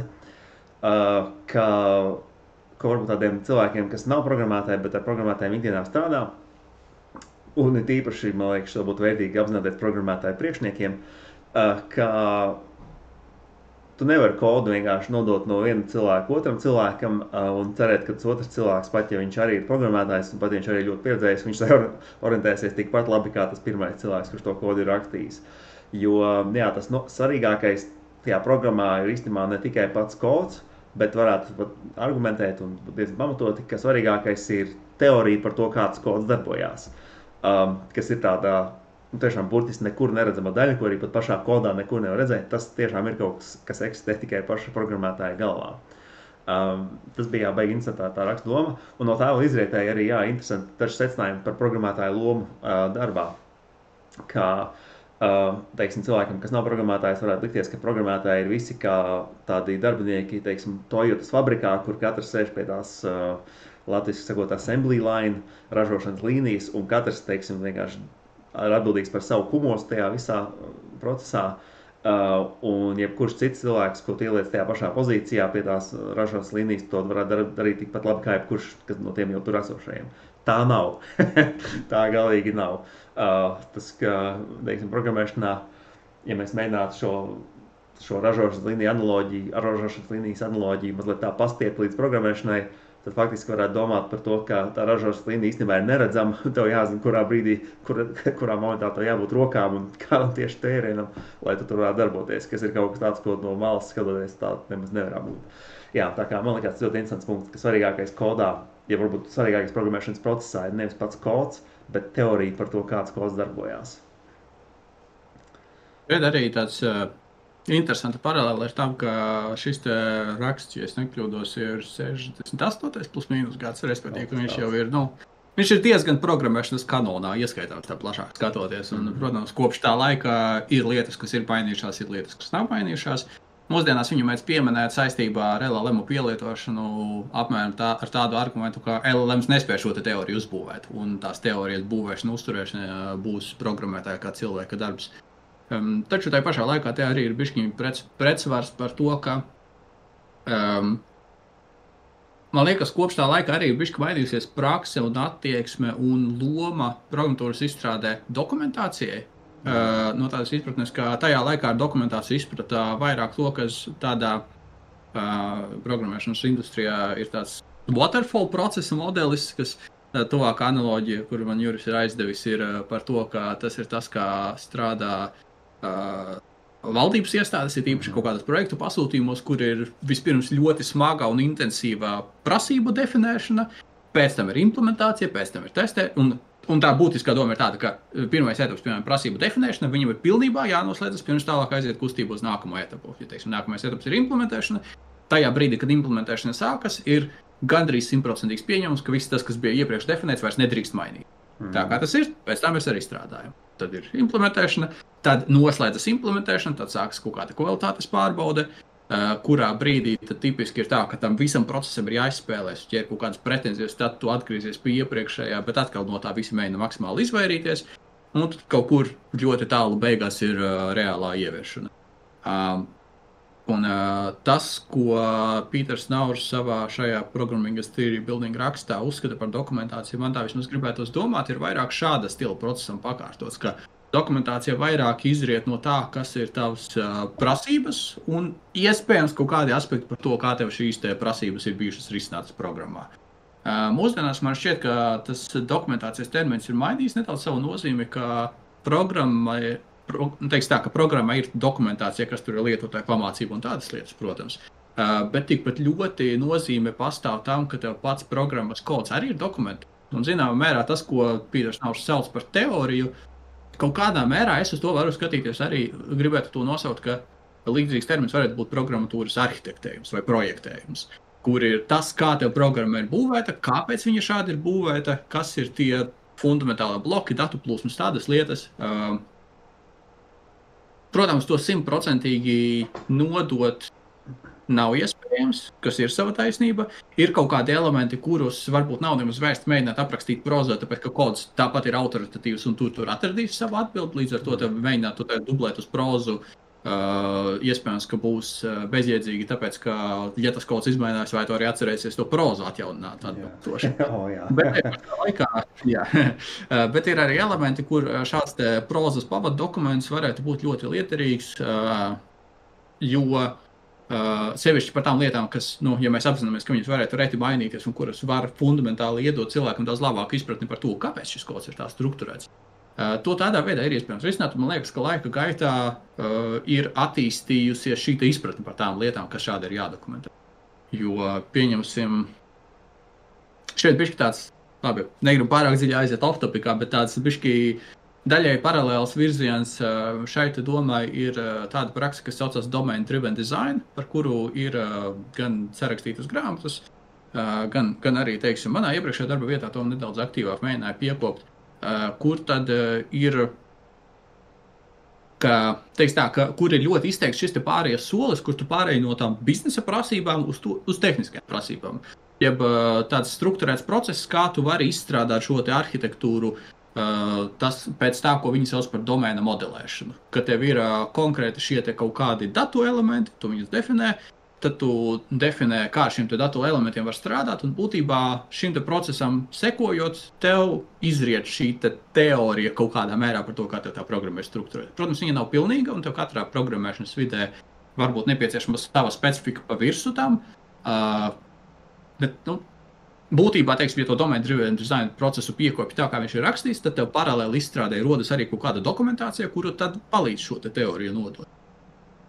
Bet jā, tas ir atkal tāda tēma, kuru, man liekas, vismaz manā nelielajā praksē un dažos uzņēmumos, kuras esmu strādājis un ar kuru cilvēkiem esmu komunicējis, ka tam nav bijusi tāda kulturāla vērtība, lai tam pievērstu pienācīgu uzmanību. Līdz ar ko, eventuāli mums nonākam pie secinājuma, ka, ja tev ir iedots tikai tas koda pirmteksts un varbūt kaut kādi komentāri, kas tur pašā kodā ir norādīti, ka tad tev ļoti vajag šo te teorijas, gandrīz vai teorijas reverse engineering praksi piekopt, lai nonāktu pie kaut kā ar to programmu var strādāt, un tas secinājums bija tāds, ka, ja tev nav veida, kā to teoriju nodot, ļoti bieži tev tā koda kvalitāte ļoti strauji sāk degradēt. Tāpēc, ka tie koda pārņēmēji vairs nespēja saprast, kā to kodu mainīt, nesalaužot to teoriju. Jā. Viena analoģija, kas man bija nākus prātā, analoģija šai situācijai, ka tu bez teorijas par kodu mēģini izsecināt, ko tas kods dara, bija tāda, ka iedomājies, ka redzi deju grīdu, kur ir redzami pēdu nospiedumi, jo cilvēki bija dejojuši ar netīriem apaviem. Un tev jāspēj izsacināt, kādu deju viņi dejoja, skatoties tikai uz netīru deju grīdu un kur ir nospiedumiem. Tas ir ļoti grūti. Bet jā, labi, jautājums, ko pirms tam iesāku, bija par taviem mīļākajiem aspektiem programmēšanā. Tātad, kas ir tavas, varbūt mīļākie virzieni programmēšanā, vai arī no programmētāja darba tādi interesantākie momenti, kas tev pašam vairāk patīk? Te ir tas aspekts, ka formāli no savas 3 gadu karjeras es sev par programmētāju esmu dēvējis tikai 1 gadu, jo faktiski patiesībā iepriekšējā darba vietā es pēc tam kļuvu par tādu amatu, kuru sauc par tehnisko komandas vadītāju, bet, protams, tā definīcija nedaudz atšķiras. Tas, man liekas, nedaudz sasienas ar to, ka man šķiet, ka var novērot, ka programmēšanas un tehnoloģiju industrijā ir gan daudz cilvēku, kuri iesāk savu darbu kā tas, ko sauc par individual contributors, ja es viņus sauktu par ierindas programmētājiem. Bet eventuāli tad tā karjeras kāpne ir tāda, ka no vienas puses tu vari specializēties un kļūt arvien pieredzējušāks un augstāk amata individuālais programmētājs, bet tad eventuāli tev vienmēr pastāv tā paralēlā karjeras trepe par to, ka tu kļūsti par vadītāju. Lai arī ko tas nozīmētu. Praksē tas ir tā, ka, protams, tās ekspektācijas, šeit ļoti interesants resurss, uz kuru es arī iepriekš atsaucos, ir uzņēmuma Dropbox, tas, ko viņi sauc par career framework, ja latviski, laikam būtu karjeras satvars, kur viņiem ir definētas tās, kādas viņiem vispār ir lomas viņu programmēšanas, vispār izstrādes pozīcijas. Tā. Kāda ir viņu savstarpējā evolūcija, kādas ir atbildības katrā. Un ka viņiem ļoti interesants aspekts, ko pie viņiem varēja novērot, bija tas, ka, jo tu esi augstāks šis individual contributor, jo patiesībā tava tā individuālā loma mazinās. Ka, teiksim, tas, kas viņiem bija augstākajā līmenī, ir tāds, ka tā ekspektācija ir tāda, ka tu pašu programmas kodu raksti minimāli, bet vairāk tu strādā pie arhitektūras, pie mentorēšanas, pie tādām lietām, kas, ja tā piever acis, patiesībā tā slēdziens no tā uz tādu vadītāju, de novo vadītāju, ir samērā neliels. Tev liela un galvenā atbildība, kas vienā klāt, tas ir cilvēku vadība. Ironiski, tam grūti atrast precīzāku terminu. Bet, tā mana evolūcija arī ir tādam ceļam sekojusi, ka faktiski es esmu bijis gan ierindas programmētājs, gan arī vadītājs. Un tad tā mana viena no būtiskākajām vadīšanas atbildībām tieši bija tāda risinājuma arhitektūrālā pārskatīšana, kur tad vairāk es tiešām nevis menedžēju, bet līderēju vairākus programmētājus, lai tad nonāktu pie kaut kāda iekšēji koherenta risinājuma, ko tad viņi kopēji varēja realizēt. Jā, un teiksim tā, lai saistībā ar šo jautājumu, kādreiz bija tā, ka tā interesantā daļa bija pati programmēšana, koda rakstīšana, bet eventuāli, jo vairāk tu ar to strādā, jo vairāk tu sāc pievērst uzmanību augstāka līmeņa problēmām. Teiksim, kā tev programmēt strukturēt, kāda ir viņus arhitektūra, kā viņu komunicē ar pārējo pasauli un tādas lietas. Un mūsdienās man šķiet arī, ka tāda koda rakstīšana pati sevis pēc ir aizgājusi otrajā plānā, lai arī man par to joprojām ir viedokļi un standarti, ko es uzskatu par pēdiņās labu kodu. Praksē ir tā, ka tas, uz ko es vairāk fokusēju, jo tas man šķiet interesanti, ir tieši tāda risinājuma arhitektūra un projektējums, un kā tie klucīši saliekas savā starpā. Jā. Man liekas, tas ir tas, jā, kur atkal negribu pie katra momenta piesaukt LLMus, tāpēc, ka ir arī ļoti daudz kas cits, par ko runāt. Bet atkal tas, ko es esmu novērojis, ka cilvēki, kuriem ļoti aktīvi un veiksmīgi sanāk izmantot LLMus, viņi arī līdzīgi to karjeras trepi gājuši, un dotie brīdī viņi fokusēs uz šiem te augstākā līmeņa koncerniem. Un es neformulēšu tā, ka man šķiet, ka viņi ir vienkārši tikuši vaļā no jebkādas viedokļi par to, kāda ir reālā implementācija, tāpēc, ka man praksē ir tā, ka tas LLM ģenerētais kods, man ir stipri viedokļi par to, kāpēc man viņš nepatīk. Un tāpēc es vairāk, man tipiskāk šķiet pašam viņu rakstīt. Diemžēl. Bet, jā, tas, man liekas, es laikam neesmu tāds vienīgais, kuram tā interesantā daļa laika gaitā kāpj ar vienu augšu tajā abstrakcijas trepē, līdz nonāk līdz tam, kur tu skaties uz lietām ļoti abstrakti. Jā, es piekrītu gan par to, kas ir interesanti programmēšanā, gan arī par LLM-iem, jo tas kods, ko viņi izpļaut, bieži ir ļoti jāpieskat un ļoti jāpieslīpē. Bet jā, arī attiecībā uz to, kas ir interesantā daļa, man arī liekas, interesantākā daļa ir plānot to programmu un domāt par to, teiksim, kā tur dažādi iespējamie varianti un kas būtu tāds efektīvākais un no kāds ir sastāvēs un ko tev kurā brīdī vajag abstrahēt, ko vajag tur darīt konkrētāk. Un savā ziņā arī LLM, tāpēc, ka viņi atvieglo tieši to burtisko rakstīšanas daļu, viņi ļauj vairāk laika veltīt pārdomām par to, kā tā programma būs, kas ir tas interesantā darba daļa. Ok, tev ir kādi savi tādi mīļākie programmēšanas dižgari, teiksim, lielie grandi, kas tev liekas interesanti un kādēļ?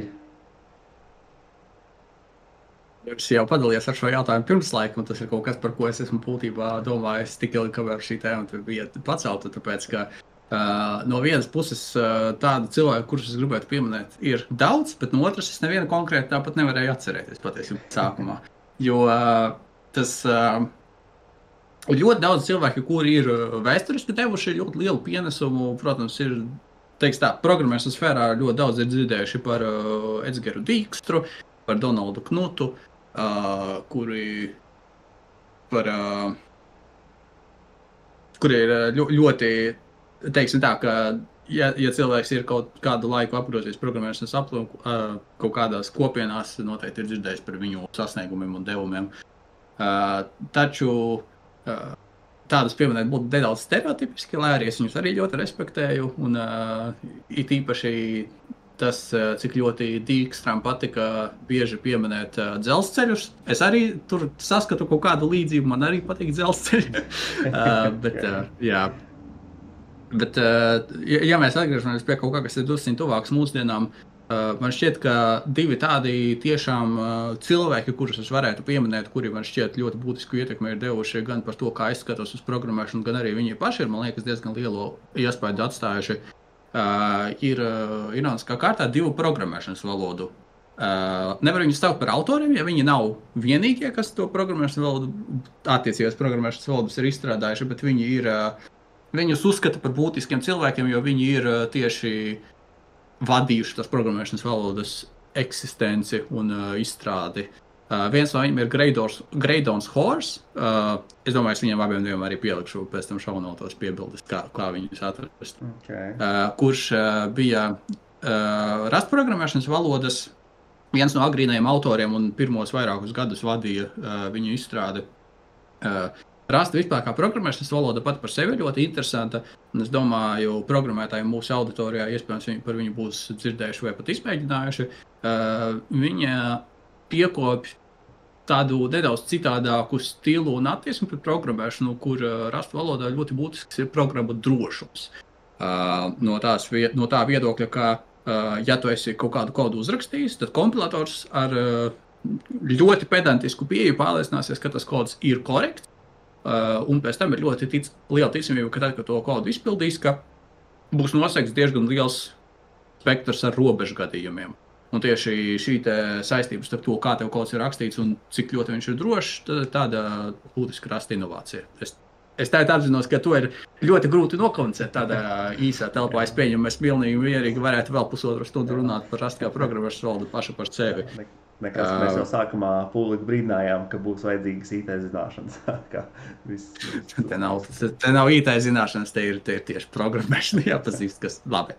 Anyway, un otrs līdzīgi cilvēks ir Andrew Kellijs, kurš ir Zig programmēšanas valodas autors, kurai ir kaut kādi elementi, kas ir kopīgi ar Rust, bet te pašā laikā Zig vairāk fokusējas uz tādu samērā zema līmeņa un sistēmu programmēšanu, un Zig valodā arī ir diezgan daudzas interesantas pieejas, kas dažas pat jau ir mācījušās no Rust, jo, ja tā paskatās laika līnijā, ja es nekļūdos, Rust pirmsākuma ir kaut kur ap 2010. gadu, Zig savukārt sākās ap 2015, bet iespējams šeit es kļūdos. Bet teiksim tā, ka Rust savu mainstream popularitāti sasniedza stipri agrāk, tad, kad Zigs vēl tikai bija savās sākuma stadijās, un tad man liekas, ka Zigs savu uzplaukumu ir piedzīvojis tieši pēdējo 4-5 gadu laikā, kur jau bija iespējas no Rusta mācīties lietas, kas ir interesanti. Bet jā, šie divi cilvēki, viņi ir manā RSS lasītājā, es viņam abiem sekoju Fediversā, ļoti interesanti vienmēr ir paklausīties viņu viedokļus, tāpēc, ka tas viņu skatījums, kā jau programmēšanas valoda autoriem, ir radikāli citādāks nekā tiem programmētājiem, kā es un tu, kas strādā tajā augstākajā līmenī, kur reāli strādā ar aplikācijām. Jo zem mums abiem un vispār programmēšanā, ja skatās, teiksim, tādā spektrālā līmenī, ka programmēšana un datori vispār ir būtībā viņam var skatīties kā tādu abstrakciju piramīdu, kur, teiksim, tas, ko gala lietotājs redz, ir tikai tas piramīdas gals, bet katrs slānis tālāk balstās uz kaut kādu tehnoloģisku dekompozīciju pa līmeņam zemāk. Kā, piemēram, dotie brīdī mēs runājam platformā, kur mēs runājam, mums ir kaut kāds video un audio ieraksts, mēs pa lielam redzam to, ka mēs komunicējam plus mīnus reāla laikā. Tam apakšā ir pirmkārt kaut kāds mēdīju abstrakcijas slānis, ir tīmekļa pārlūks, kas tālāk balstās uz interneta protokolu, kas tālāk balstās uz kaut kādu protokolu, kas šīs te paciņas nodod fiziski, vai tas ir Wi-Fi vai Ethernet, un tā tālāk varētu rakt dziļāk. Un kā, teiksim tā, ka tās problēmas, ar kurām mēs saskanamies augstā abstrakcijas slānī, bieži vien ir vienkāršākas par tām, kas ir zemākos slāņos, bet viņam ir arī pavisam cits profils. Ka viņas var būt sarežģītāk, bet viņas ir radikāli citā virzienā nekā tajā, ar kuru ir jāsaskaras programmēšanas valodai, kas ir apmēram 2 abstrakcijas slāņi zemāk. Un tad tās problēmas, ar kurām strādā programmēšanas valodas, tālāk atkal ir citādākas nekā tās, kas ir, teiksim, operētāju sistēmas līmenī. Bet tādā ziņā, ka šie abi cilvēki, ko pieminēju, viņu viedoklis ir arī ļoti noteikti ietekmējis manējo, lai arī man praksē nesanāk aktīvi izmantot nec Rust, nec Zig valodas, es aktīvi, cik vien spēju sekoju viņu pašu izstrādē līdzi ar domu, ka noteikti no tā, kā viņas attīstās, arī var izdarīt secinājums par to, kā jebkuram programmētājam būt savu praksi. Bet tad teiktu, ka, teiksim, ja tu programmēšanas valodu veidotājus nošķir kā tādu atsevišķu un, es teiktu, arī īpašu kategorijas programmētāju starpā, tad tas ir tieši tāpēc, ka viņiem ir jāstrādā ar zemāku abstrakcijas līmeni un jādomā par problēmām, ar ko, teiksim, citi programmētāji nesastopās. Zini, es uz to skatītos, ka viņam ir jāstrādā abos virzienos vienlaicīgi, jo tas ir līdzīgi, ka ja teiks tā, ka programmēšanas valodas lietošana no vienas puses tev ir jārisina problēmas virzienā abstrakcijā lejup, bet tajā pašā laikā labākās programmēšanas valodas, vismaz kā cilvēki saka, ir tās, kuras arī no valodas uz augšu izrāda tādu patīkamu izmantojumu API virsmu, lai teiksim, tas, kā tu tajā programmēšanas valodā raksti kodu, ir atbilstoši tam abstrakcijas slānim līmenim, kāda tā valoda nodrošina. Pieņemsim pēc salīdzinājuma, ka PHP valodā tev nevajag domāt par atmiņas pārvaldību. Kā ir tāds viens piemērs. Un, un te sāksies tas, ka jo es vairāk domāju par šo tēmu, jo vairāk cilvēkus atcerēšos, kurus es šajā sarakstā gribētu pieminēt. Bet vēl viena interesanta kategorija ir tieši Golang valodas izstrādātāji, kas liela daļa no viņiem strādā Google, bet viņi ir vairāki. Bet viņu tā pieeja arī ļoti interesanta, piemēram, ka Go kā programmēšanas valoda, viņi versijā 1 nofiksēja savu šo te API virsmu ar solījumu, ka, ja jūsu programma strādā versijā Go 1.0, tad viņa nesalūzīs un turpinās strādāt arī versijā 1.25. Kas palielam tā ir izpildījies, viņu versiju no versijas ir tikai likuši klāt kaut kādas tās funkcijas ar domu, ka viņi nesalauž neko tev, kas jau iepriekš pastāvēja. Un, teiksim, programmēšanas valodu autoriem viņam ir tas pienākums, ka viņam ir jāstrādā skatoties uz abām pusēm vienlaicīgi. Ka Go valodai, piemēram, ir īpaši pēdējos gados, kad ir kaut kādas lielākas iniciatīvas, kā viņi grib to valodu izmantot, viņiem ļoti aktīvi ir jāstrādā tieši valodas lietotājiem, lai ievāktu viedokli par to, kā šo problēmu labāk risināt no jūsu perspektīvas. Kā pēc iespējas mazāk salauzt kodu, bet tai pašā laikā arī to risinājumu padarīt efektīvu, lai skatoties virzienā uz zemāko līmeni, viņš risinātu to, kā šeit valodai pienāks. Jo Golangs, pieņemsim, ļoti fokusēs uz to, ka viņš ir ērts lietošanā, bet viņš ir arī ļoti tuvu optimālai veiktspējai. Un tad tas balans, kā viņi to dabūjuši, ir arī ļoti interesants un vērts studēt. Un man liekas, tā ir tāda lieta, kura, protams, tā nav vienīgā tāda interesantā programmētāju kategorija. Ja mēs paskatāmies, teiksim, uz operētāju sistēmu attīstību, tur arī ir ļoti līdzīga problēma. Protams, teiksim tā, varbūt es neesmu tik ļoti aktīvi iedarbojies ar viņa programmatūru tiešā formā, bet Linux Torvalds un būtībā visa, kas ir Linux kerneļa komanda, viņi arī ir ļoti būtiski cilvēki, manuprāt, mūsdienu tehnoloģiju attīstībā. Un tad viņam arī būtībā ir līdzīga tā problēma, ka ir jāskatās no vienas puses uz to, kā tas kernelis strādā iekšēji, un viņam ir, protams, pasaule pašam par sevi iekšēji, kur tev pat kerneļa līmenī ir šie vairāki abstrakcijas slāņi, uz kuriem varētu skatīties. Ja te pašā laikā viņam arī, protams, jāskatās uz aparatūru un jāskatās uz to, kā pašas lietojuma programmas, kuras strādās tajā pakārtoti operētāju sistēmai, teiksim tā, saskaņā ar operētāju sistēmu, lai ar viņam arī šis te balans to atrast. Tādā ziņā, tas, ka mēs kā tādi aplikāciju izstrādātāji, mums ļoti bieži nav jāskatās abos virzienos. Mums pietiek, ka mēs skatāmies abstrakcijas līmenī. Mums uz augšu ir lietotājs. Un lietotāji var tā nopaļot, ka mums nav tik ļoti jādomā par to, kā viņš tehniski mūsu platformu izmantos. Protams, tādas nianses ir, bet šis temats par API dizainu, man liekas, tieši programmēšanas valodu izstrādātājiem un operētāju sistēmu izstrādātājiem ir ļoti būtisks. Un tas ir kaut kas tāds, ko es ļoti respektēju, kur es pats zinu, ka man tas īpaši labi padodas, un dažreiz skatos ar apbrīnu to, kā citi to realizē un mēģina no tā kaut ko mācīties. Jā, šī tāda lieta, teiks, tādā plašākā ziņā, kaut dažādu sistēmu arhitektēšana vai programmēšanas valodu arhitektēšana. Jā, tas ir tā ir tāda lieta, ko es arī bieži domāju par to, cik liels izaicinājums tas ir un cik mazas, ja es pirms sāku programmēt, vispār neapzinājos, ka tāda problēma vispār eksistē. Un es esmu domājis, un pagaidām neesmu izdomājis, kā to varētu nokomunicēt, teiksim, kādam neprogrammētājam par to, kāda veida izaicinājums tas vispār ir. Kas arī ir ļoti brutāla lieta. Man ļoti patika viens piemērs, ko tāds programmēšanas streamers, Primogen, viņa tā drusku pasties pāris reizes, un viņš viesojas pie Lex Fridmana kā viesis. Un man ļoti patika, ka viņš kā vienu tādu izmērāmu lietu, pēc kuras varētu mērīt koda kvalitāti, ir tas, pie cik daudz uzrakstītām rindām tu saproti, ka tas izvēlējies nepareizu arhitektūru. vai citiem vārdiem sakot, pie cik daudz rindām tā iecerēta arhitektūra tā kā nespēja ietilpināt sevī šito feature, kurai būtu jābūt tajā produktā, ko taisi. Un tad viņš teica, jā, ka tāds diezgan labs skaitlis, ko orientēties ir 20,000 rindas, ka tikai pie 20,000 rindas un vairāk tu, teiksim, ja tu pie problēmām ar arhitektūru atdūries tikai pie 20,000 rindas, tad tas ir diezgan labs kods. Tā bija tāda teorija, kas, protams, tāds bišķiņ uz vaibiem balstīta, bet jebkurā gadījumā tas likās tāds ļoti interesants mērs, pēc kura mērīt savu kodu kvalitāti.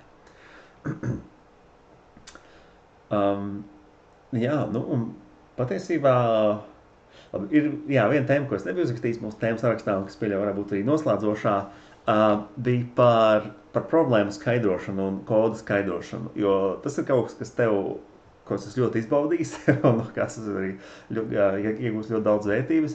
Un es klausītājiem varu pateikt, šitos es stāstīju diezgan daudziem saviem draugiem, kuriem es stāstu par to, ka man ir kolēģis, kurš, teiksim, ļoti daudz ko paskaidrojis, ir, ka tad, kad mēs ejam pusdienās divatā, tad ļoti bieži ir tāda situācija, ka tad, kad es esmu paēdis, tu savai porcijai knapi pusē, tikai tāpēc, ka tu visu laiku runāji.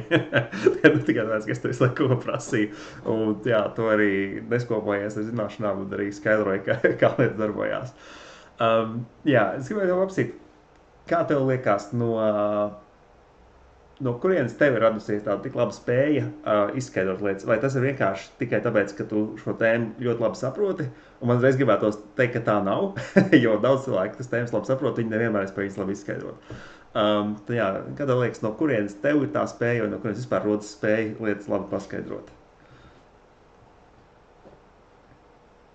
Tas ļoti labs jautājums. Es par viņu esmu domājis, jo es vienīgais, kas tādu piebildu man ir izteicis. Man šķiet, ka tas izriet no vienas puses, protams, jā, tev ir jābūt izpratnē par to, ko tu mēģini izskaidrot. Un ir, man liekas, tāds ļoti rupjš etalons, kur sevišķi programmēšana, man šķiet, ka es esmu tādu dzirdējis, ka ja tev konceptu, lai tu varētu pateikt, ka tu to konceptu saproti, tev viņu ir jāspēj izskaidrot dažādos abstrakcijas līmeņos, ka tu viņu var izskaidrot 5-gadīgam, noapaļojot, vai viņu izskaidrot jomas iesācēm, un tu vari pēc nepieciešamības viņu detalizēt atbilstoši tam, cik ļoti tev pretī esošais cilvēks ir pazīstams ar attiecīgās problēmas detaļu.